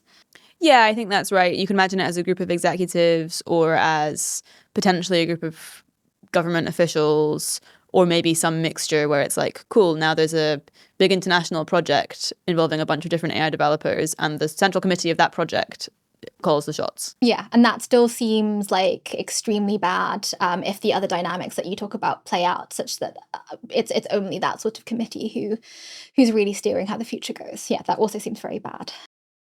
Okay, so even if we do buy that this kind of very extreme concentration of power from AI does happen at some point, you might still not be convinced that it's like as big a deal as your article might suggest that it is, in that you might question how long-lasting that state of affairs might be.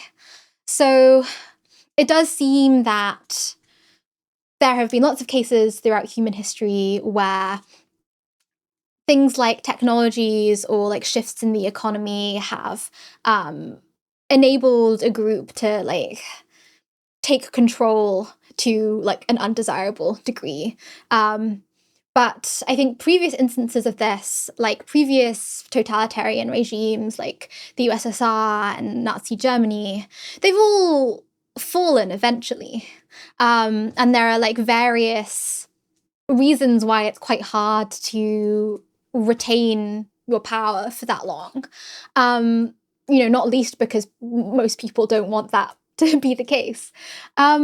Yeah, I guess my question here is like, how likely does it seem that the power concentration enabled by AI in these scenarios like would not be reversible, would have like just like exceptionally long-term effects? Yeah, so I like your bringing in of historical examples, and I think maybe it's useful to think about a few ways that AI could make it different to how it's been before. So if you think about things like the USSR or Nazi Germany, part of why these regimes fell is because there were rival regimes. So in the case of Nazi Germany, this is very clear. They were just conquered by other powers. In the case of the USSR, it was less direct, but still there's some sense in which they're in visible competition with other powers that run things differently and that in the end outcompeted them. So one concern that you might have with very extreme power concentration is if we get to the point where there really is just one global hegemon, there won't be any force for competition anymore. There aren't other powers that could invade them or that could have a better social structure such that they get outcompeted economically later.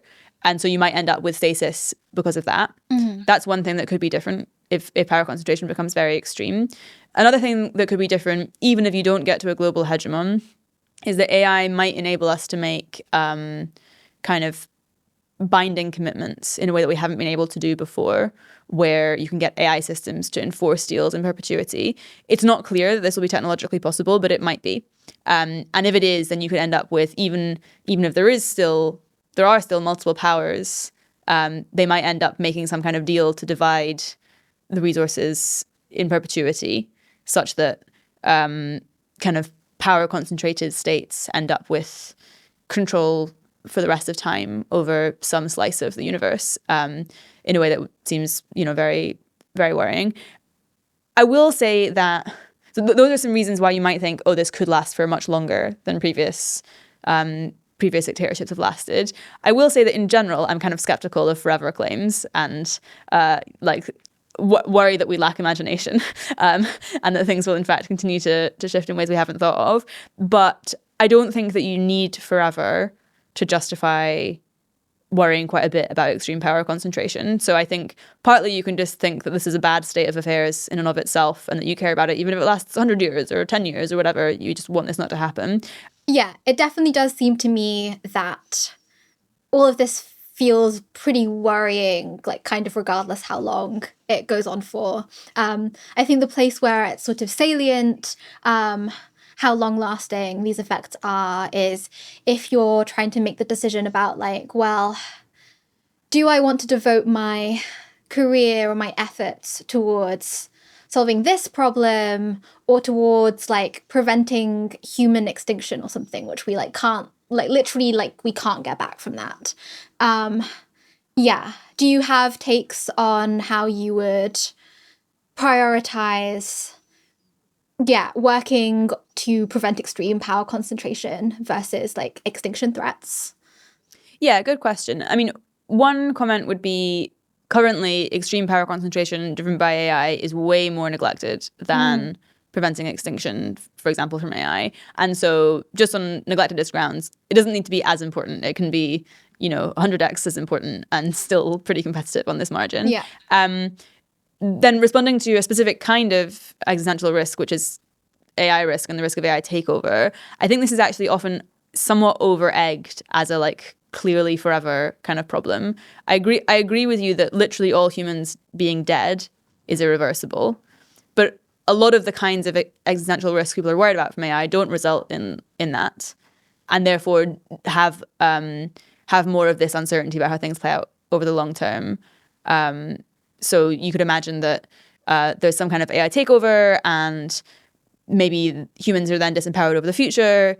Maybe the AI leaves humans on Earth, goes off and does something else. But there can still be like further changes. You know, what happens when the AI meets aliens, or what happens if the AI decides to self-modify and then it has some different view about what it should do to the humans. So like there is still the possibility of strategic change, not driven by humans, but like it's not as absolute as pure extinction, I think. Yeah, and it does sort of, as you sort of lay it out there, it does sort of seem like actually the differences between the worlds where AIs take over humans and like kind of like disempower them, but humans continue existing, is not all that different from sort of power concentration situations where like some group of humans take power and the rest of humanity is sort of subjugated. Actually we might expect them to be sort of like similarly bad and like share lots of characteristics, these two scenarios. Yeah, I agree.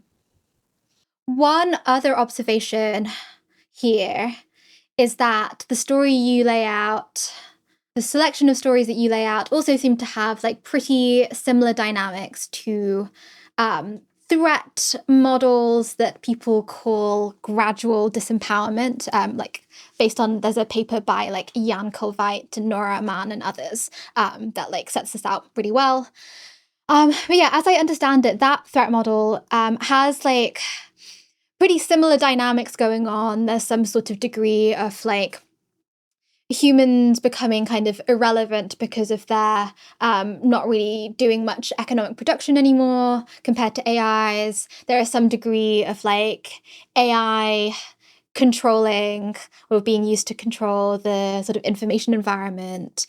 But the outcome is a bit different. As I understand it, it's like AIs rather than humans end up with the power in the situation, but through these pretty similar mechanisms. And maybe another difference is that it's like not necessarily concentrating power into the hands of just a few people. It's like shifting who has the power to like what could be a really large group of AIs, but it does just sort of change the dynamics of power quite a lot.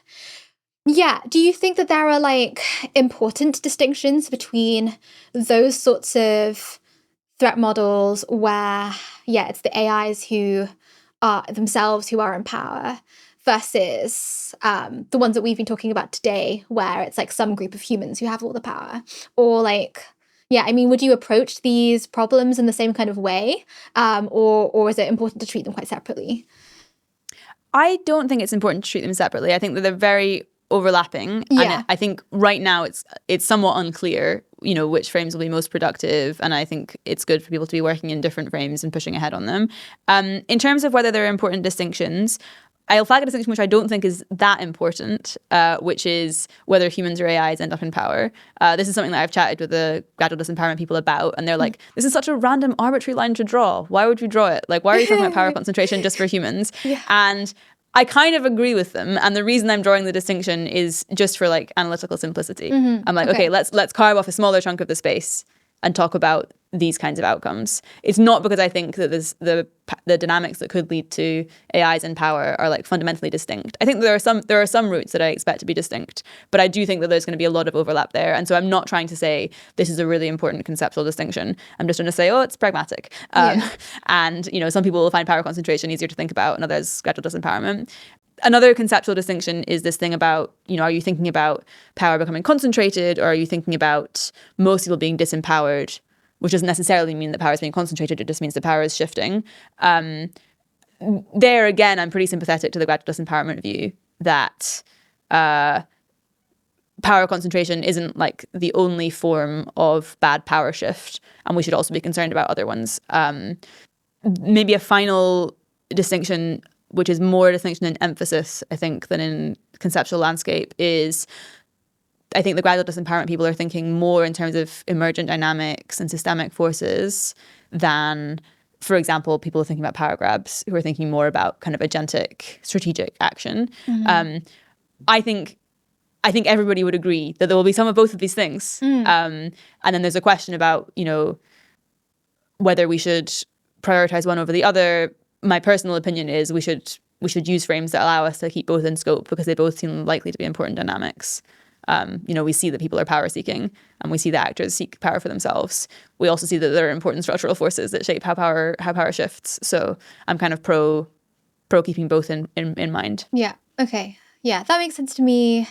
Are there examples of like interventions that would help with both of those like ways that things could go wrong, or examples where like or examples to the contrary where like there is something that you can do that like only helps with the gradual disempowerment story but doesn't help with like extreme power concentration? Yeah, so I think there's a lot of overlap. In particular, a lot of the things that you'd want to do to strengthen our epistemics to prevent power concentration are also very helpful for preventing gradual disempowerment. So this is things like better transparency into AI companies, building AI tools that help us with our epistemics, collecting better data so that people can make more sense of what's going on in the world. All of this stuff, I think, is helpful across the threat models. I'm less familiar with gradual disempowerment specific interventions, but I can give some examples of interventions that only help with some kinds of power concentration and don't help with gradual disempowerment. Yeah. So the kind of obvious ones would be interventions that really specifically target particular kinds of power grab. And I think those interventions don't help you much with gradual disempowerment dynamics. So one example would be alignment audits, where you audit models to try and find out if they have secret loyalties. This is very helpful if you want to prevent a secretly loyal military from coupping a country. It's not very helpful if you're worried about gradual disempowerment. So yeah, there's definitely things definitely come apart here. Right. Okay. So within the sort of space that we've carved out here, there's like still a really wide variety of different dynamics like that seem like they could cause problems. There's the military power grabs, there's the economic irrelevance, there's the idea that we didn't really talk very much about, but of like an AI company outgrowing the world. There's like these epistemic factors where it's like hard to navigate the information environment. There are stories where like there is like some bad actor involved versus stories where like it's just like structural things rather than somebody deliberately doing something to take power. Through all of this landscape, like how do we go about deciding which thing to focus on, given that like there are probably different interventions that like help with different things? Yeah, this is a really good question. I'm gonna start with a kind of non-answer, and then I'll try and get into answers. Sure. So my non-answer is I mostly think that it's appropriate to be really, really uncertain about this right now. There hasn't been much work on any of this stuff. I think we're still fairly conceptually confused about the space. And I think that the main thing from my perspective is that I want to try and keep as many of these dynamics in mind as possible, and not like jump too soon onto a particular threat model before we've got a better sense of the landscape. I think others are kind of a bit more confident about prioritization than I am. So I think some people have a strong intuition that power grabs just don't seem very likely. It's very sci-fi, it's very far-fetched. I think that changes in the world driven by AI make this seem kind of plausible to me, and I don't think it should be off the table. I think other people feel really confident that power grabs are the most important bit, and I'm also fairly uncertain there, in particular because I think that power grabs, while I think they might be quite important, might also often happen late in the day and then not be the most leveraged place to intervene. Where I'm imagining power grabs might often happen kind of at the end of some long, messy process, where the world already looks really different by the time we get to the power grab stage. And like our clever ideas about how the current US government could protect itself against coups are kind of irrelevant because there's actually some like weird new AI human organization that does the power grab, and none of these things count. So that's the non-answer about how uncertain I am. Right, sure. And then the kind of actual answer that I would give right now is I think that we should be probably prioritizing cross-cutting things that help with multiple of these different power concentration scenarios. I think an overall frame that you could have for this is stuff that helps improve societal checks and balances. Feels kind of robust and like it crosses lots of these models. More concretely, I think that this kind of pushes towards focusing on the epistemic stuff over focusing on the power grab stuff or the economic stuff. And so that's where I would lean at the moment. Although I still think there's great work to be done on both of the others as well. Yeah. But I think if I were to pick one area, I would pick the epistemic stuff because it's more cross-cutting. Mm-hmm. Yeah, so the reason that it's more cross-cutting is like generally just like preserving our ability to like understand what's happening and like know what good ways to respond to that would look like. Seems like it's just going to be broadly helpful in like a lot of worlds, even more than just the ones that we've been talking about today, in fact. Exactly. So it's both cross-cutting within the power concentration scenarios where it helps you with power grabs, but it also helps you with economic routes to power. But then it helps you with a bunch of other problems from AI. Yeah. And so it's like fairly broadly applicable, I think. Yeah. In the stories that we are thinking about, things happen in certain orders. Like, does it make sense to try to prioritize the things that you think are most likely to happen first? Like the earliest points of intervention or something? I think something like this could make sense. I'm not sure if ultimately the reason to do it is because they happen first, or if the underlying driver is that it's just more tractable to influence things that happen in worlds that are close to our world. Yeah. And like the more you're imagining that by the time this happens, the world has already radically changed. Mm-hmm, mm-hmm. Partly it's just hard to model, and therefore hard to intervene on. Another consideration is that if the world is radically changed by the time this happens, there'll be lots and lots of AI labor between now and then that could help with solutions. Yeah. Whereas things that happen early, kind of only we can think about. Mm-hmm. And so I do think that there's some reason to focus on the things that you think will happen first. Yeah. And then another instinct that I have, I'm not sure if it's any good, is that like, I don't know if it's worth focusing more, but like I somewhat feel more worried about the stories that involve like bad actors like deliberately doing something compared to the ones that are just structural, because in the bad actor case it's like you've got an adversary that's like deliberately trying to like make things happen a certain way. Do you think that that's a fair instinct to have? I definitely think it's a reasonable instinct to have. I think I feel a bit confused about it. Yeah. Where part of my confusion here is, are there some kinds of structural force that it makes sense to model as adversaries, even though they're not like actually agentic, and then like what even is an agent and so on. So like I started to get confused at some kind of conceptual level up about what the distinction really is. But I think if I had to pick right now, I would agree with you that it's more worrying in worlds where powerful strategic actors are trying their best to get here. And honestly, I think that that's probably the world that we're going to end up in. Because there's a lot to gain. There's a lot to gain, and we see the powerful acting strategically today. And I think that you can tell stories of like, oh, but people are going to realize just how terrible this is, and everyone's going to suddenly start being sensible. But this doesn't seem to have happened previously. And so I'm kind of not betting on it. Yeah, that seems fair. I guess the other thing that I have a question about here is like, you know, we've talked about how some interventions could be cross-cutting. I worry because the landscape is so complicated that there might be like interventions on one issue that actually like worsen another or something like that. Does that seem true to you? Yeah, I think there is some of this. So I think this gets clearest for some of the power grab related interventions, where there's a worry that some interventions are really just shifting the likelihood from one actor seizing power to some other actor seizing power. But it's not clear that it's actually reducing the risk overall. So some interventions that you might have this worry about, the alignment audits thing that I mentioned, where you audit models to check whether they're secretly loyal, might help prevent companies from staging coups, but also might weaken companies as a check on government power.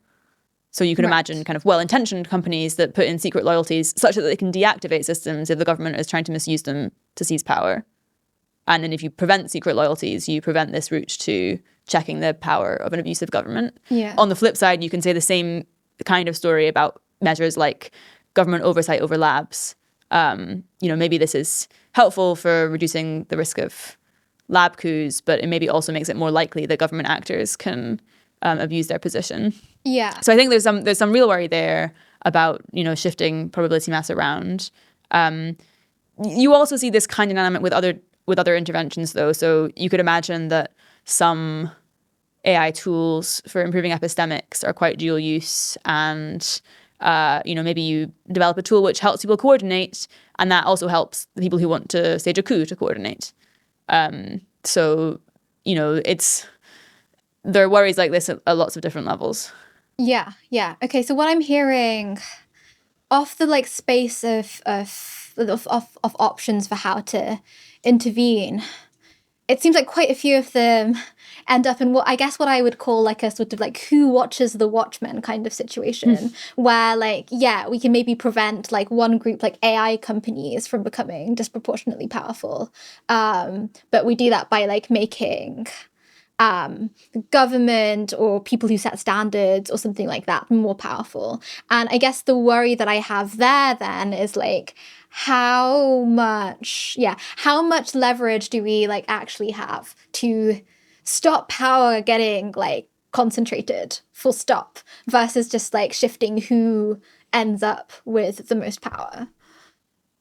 Yeah, I mean, I think maybe if I were thinking about it in terms of leverage, it would make me think about the things that you were mentioning about the electorate and about manual work, or maybe human wages will go up in the short term and so on. There is a broad base of leverage in the current world where lots of people have a small amount of power, and particularly if AI tools make it easy for lots of people to coordinate, it might be the case that the majority becomes much more powerful than it has been in the past, and is much able to coordinate much more nimbly and quickly to push for its own interests. And so I don't think it's hopeless, but I imagine that this is a bit how, framing the US Constitution felt or something. Well, I want to balance this, so I'll balance it with this, but then how do I keep that in check? And yeah, I don't know, at some point you stop adding more checks and you think, okay, this is a balanced system. Yeah. Okay. Well, so what if we did end up in a situation where it's there is just a trade-off that we really struggle to avoid between either we sort of let companies do whatever they like, or we kind of let the government have really extreme control over more stuff than we would have hoped they'd have. Is there an answer for who we should trust more? Who we should who we'd pick in this awkward trade-off? I don't think there's a robust answer. Yeah. I think people have very different intuitions here. So if you ask somebody who would you rather was dictator of the world, the US government or Google, I think you will get some people who will say definitely the US government and other people who will say definitely Google for different reasons. Where I think that the kind of Google camp is imagining that governments are extremely inefficient and badly incentivized, and Google would do a much more competent job of being world dictator than the US government. And I think the people who are favoring the US government are more tracking things like representation and there being checks on the power of governments that are more robust than the checks on companies. Pushing on, I do want to talk a bit about just how easy or difficult it might be to prevent these kinds of extreme power concentration scenarios from happening. And one view here is that it might just be extremely hard to do something about this, just given that some of the most powerful people in society are going to want to stop you from changing the situation because they benefit from it. Given that, do you feel we should have hope for solving these problems? I do think we should have hope. There are a few reasons for this. One is a kind of meta-observation that people object to working on power concentration, both because they think it's too easy to solve and because they think it's too hard to solve. Mm-hmm. And this, I think, is a reason to think that maybe it's somewhere in the middle. Mm-hmm. And so that's a kind of somewhat jokey reason to think we should have hope. More seriously, I think that we spent very little time so far trying to solve specifically extreme power concentration that's driven by AI. And it seems like we should definitely be willing to put more time in it than we've already done to see if we can get stuff to work. I also think there are kind of general background reasons for hope. As you've said lots of times, most people don't want this. Yeah. Like, it should be possible to get a very broad coalition of people who are on board with preventing this. I think another more speculative reason for hope is just that we actually have spent a long time as a civilization thinking about power, checks and balances, how you restrict power concentration to reasonable levels. We haven't thought about that in the context of AI, but we do have a lot of form thinking about relevant questions, and maybe particularly as we start to get better AI automation that can help us to put these things together, we might be able to think of some pretty good answers to this. Yeah, okay. That feels quite hopeful to me. What are the interventions that you feel most hopeful about? Yeah, so I'm at this stage, I'm more confident in sort of high-level objectives than in concrete interventions, but I'll give some examples of both to show the sorts of things I'm excited about. So one is building AI tools to help us with our epistemics, which I think as a kind of broad category, I feel pretty bullish on being helpful. Some specific examples, which I'm less confident in, would be AI for fact-checking, AI for forecasting, kind of publicly available tools that help civil society and courts and other checks and balances to make sense and act more strategically in their own interests. Another bucket that I think is very promising is sort of AI-enabled checks and balances on the power of governments. So I basically think that in order to navigate this well, we're going to need governments to deploy AI. Otherwise, they're just going to fall behind companies, and companies will be able to get what they want out of the situation.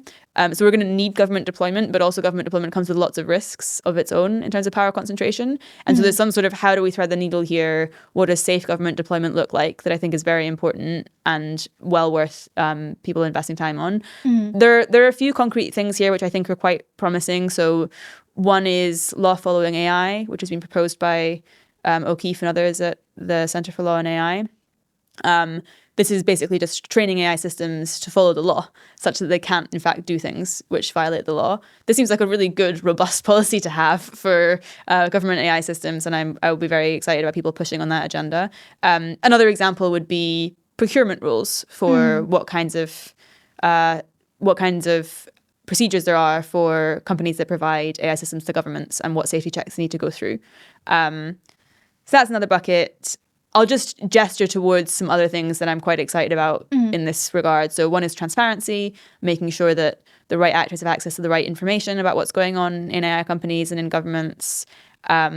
Sharing access to compute and capabilities to try to reduce the gradient between the most powerful and the less powerful, to try and make sure that access is a bit more distributed. And, there are specific actors that I'd especially like to empower with AI. So making sure that the legislative branch and the judiciary has access to really great AI systems so that it's not just the executive seems like a very good intervention to me, but also things like that investigative journalists have access to the best models and can be using them to help them find out about what's going on behind closed doors. So I think I'll stop there. Those are the kind of main things that I'm most excited about with kind of varying degrees of concreteness to them. Yeah. Okay. Interesting. So, yeah, I think, something that you said a moment ago was that you kind of noticed how humanity has put a lot of effort into thinking about power distribution and concentration and what to do about that. And yeah, I do kind of wonder, we already have a fair amount of interest in stopping power being concentrated. And we're already doing various things to that end. There are antitrust laws. There's taxation of the wealthiest, at least in some countries. And lots of people seem pretty interested in avoiding inequality broadly, avoiding misinformation. Yeah, and then you list a few interventions for extreme power concentration scenarios that feel very specialized and very different to the stuff that we're already doing. And I think I have some kind of curiosity about why I think we need more targeted work? Like, why not just think that like what we're already doing and already thinking about, like we'll just scale up? Why like divert more specialized effort in this direction?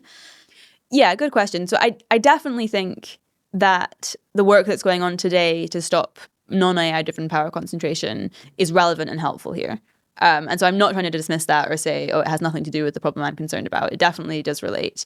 I still think it's extremely important to do additional things to target extreme power concentration. Mostly this is because I think that the risk is pretty AI specific. A lot of these risks arise only once AI is capable of automating a large fraction of economically valuable labor, whether that's power grabs via automating the military or government functions, or that's economic dominance. And so one thing this implies is that we're going to need to do things that we're going to need to have interventions that restrict AI systems themselves. And you're not going to get that via antitrust law or via regular investigative journalism. You need to think about it specifically. But I think another kind of broader thing is that I'm not really imagining that the way that we stop extreme power concentration is just by like holding on tight to our current checks and balances. I imagine that we're going to need to have new ones that are designed specifically for an era where there's lots of AI labor that can be made loyal to individual people. And so I don't think the people who are doing great work on antitrust or, great work pushing for better equality measures in the current economy are naturally going to be thinking about this and that their work is naturally going to tend towards kind of AI-tailored checks and balances in future. To get a bit more concrete, there are some things that I just don't expect will happen at all from moderate efforts. So like some examples of this would be maybe the law following AI stuff is not likely to happen via existing efforts. I think that the alignment audits that I talked about, or better info security within companies to prevent people from tampering with models to make them secretly loyal, like these are all specific to threat models involving AI. I don't think they'll happen without specific intervention. There are other things where I think, some stuff like this will happen, but I still think there's a big room for improvement, particularly when you're tracking these really extreme possibilities. Mm-hmm. So this is things like government AI deployment. Clearly, a lot of attention is already being paid to how AI is deployed in government, but I think a lot of it is local attention on how should we do this specific deployment, or it's more broad attention, but it's not tracking these very extreme risks that could arise down the line. Mm-hmm. And so I still think that there's room for us to make a big improvement on the status quo by paying attention to this from the perspective of extreme power concentration. Yeah, we could. It does seem like we could do better. I think where I land with this, though I want these problems to be discussed and I want them to be addressed, I do still feel apprehensive about like encouraging lots of people to do work in this direction. And I think the main reason that I still feel worried is that it just all seems quite like delicate and quite political. So I think it seems worth us kind of highlighting ways that your work could backfire, or like what not to do if you want to work on power concentration. And I guess my first question is like, it seems like this could be an area of work where the things you publish could give people dangerous ideas. So for listeners who might want to work on this issue and contribute to the discourse about it, how should they be thinking about that? What kinds of things should they avoid doing? Yeah, great question. I think this is a difficult one. I think to give a kind of crude example, you don't want to publish a kind of very detailed novel research handbook for how to do a coup using AI. Yeah. Oh no, that's what I was planning on doing. Yeah. What? Right. And so some things that this suggests, more abstract, less detail is good for public stuff. You want to be thinking about the specific actors that you're writing threat modeling stuff about and how much they're likely to know. So for example, maybe it's not very likely that I, as a non-technical person, am going to notice some clever technical route that an AI lab CEO could take. So maybe I don't need to worry very much about giving an AI lab CEO an idea. But maybe I would notice something that a head of state in a not very AI-powered country might not notice. And so I maybe should be like more worried about that kind of information. But yeah, I think in general, if you think that you're thinking of novel ways to do things that are very harmful in this cause area or in other cause areas, you should be somewhat wary of publishing that. Yeah. Okay. Yeah, that makes sense to me. I guess another worry that's like sort of related is not only like might you give people dangerous ideas, you might also like kind of rile them up in the first place. Like if you write an article where you're like, these people are going to violently take over, like remove all of your like democratic rights, be like incredibly greedy and like ruin the future of humanity. I can imagine that feeling kind of alienating to certain groups and maybe making, I guess, the political situation a bit more polarized or something, if people are being kind of lumped in the category of like elites who are going to ruin the world and like your good average Joe or something. Yeah, I feel like that. I think I have a worry that this might make the situation worse. What do you make of that, and how do you avoid it?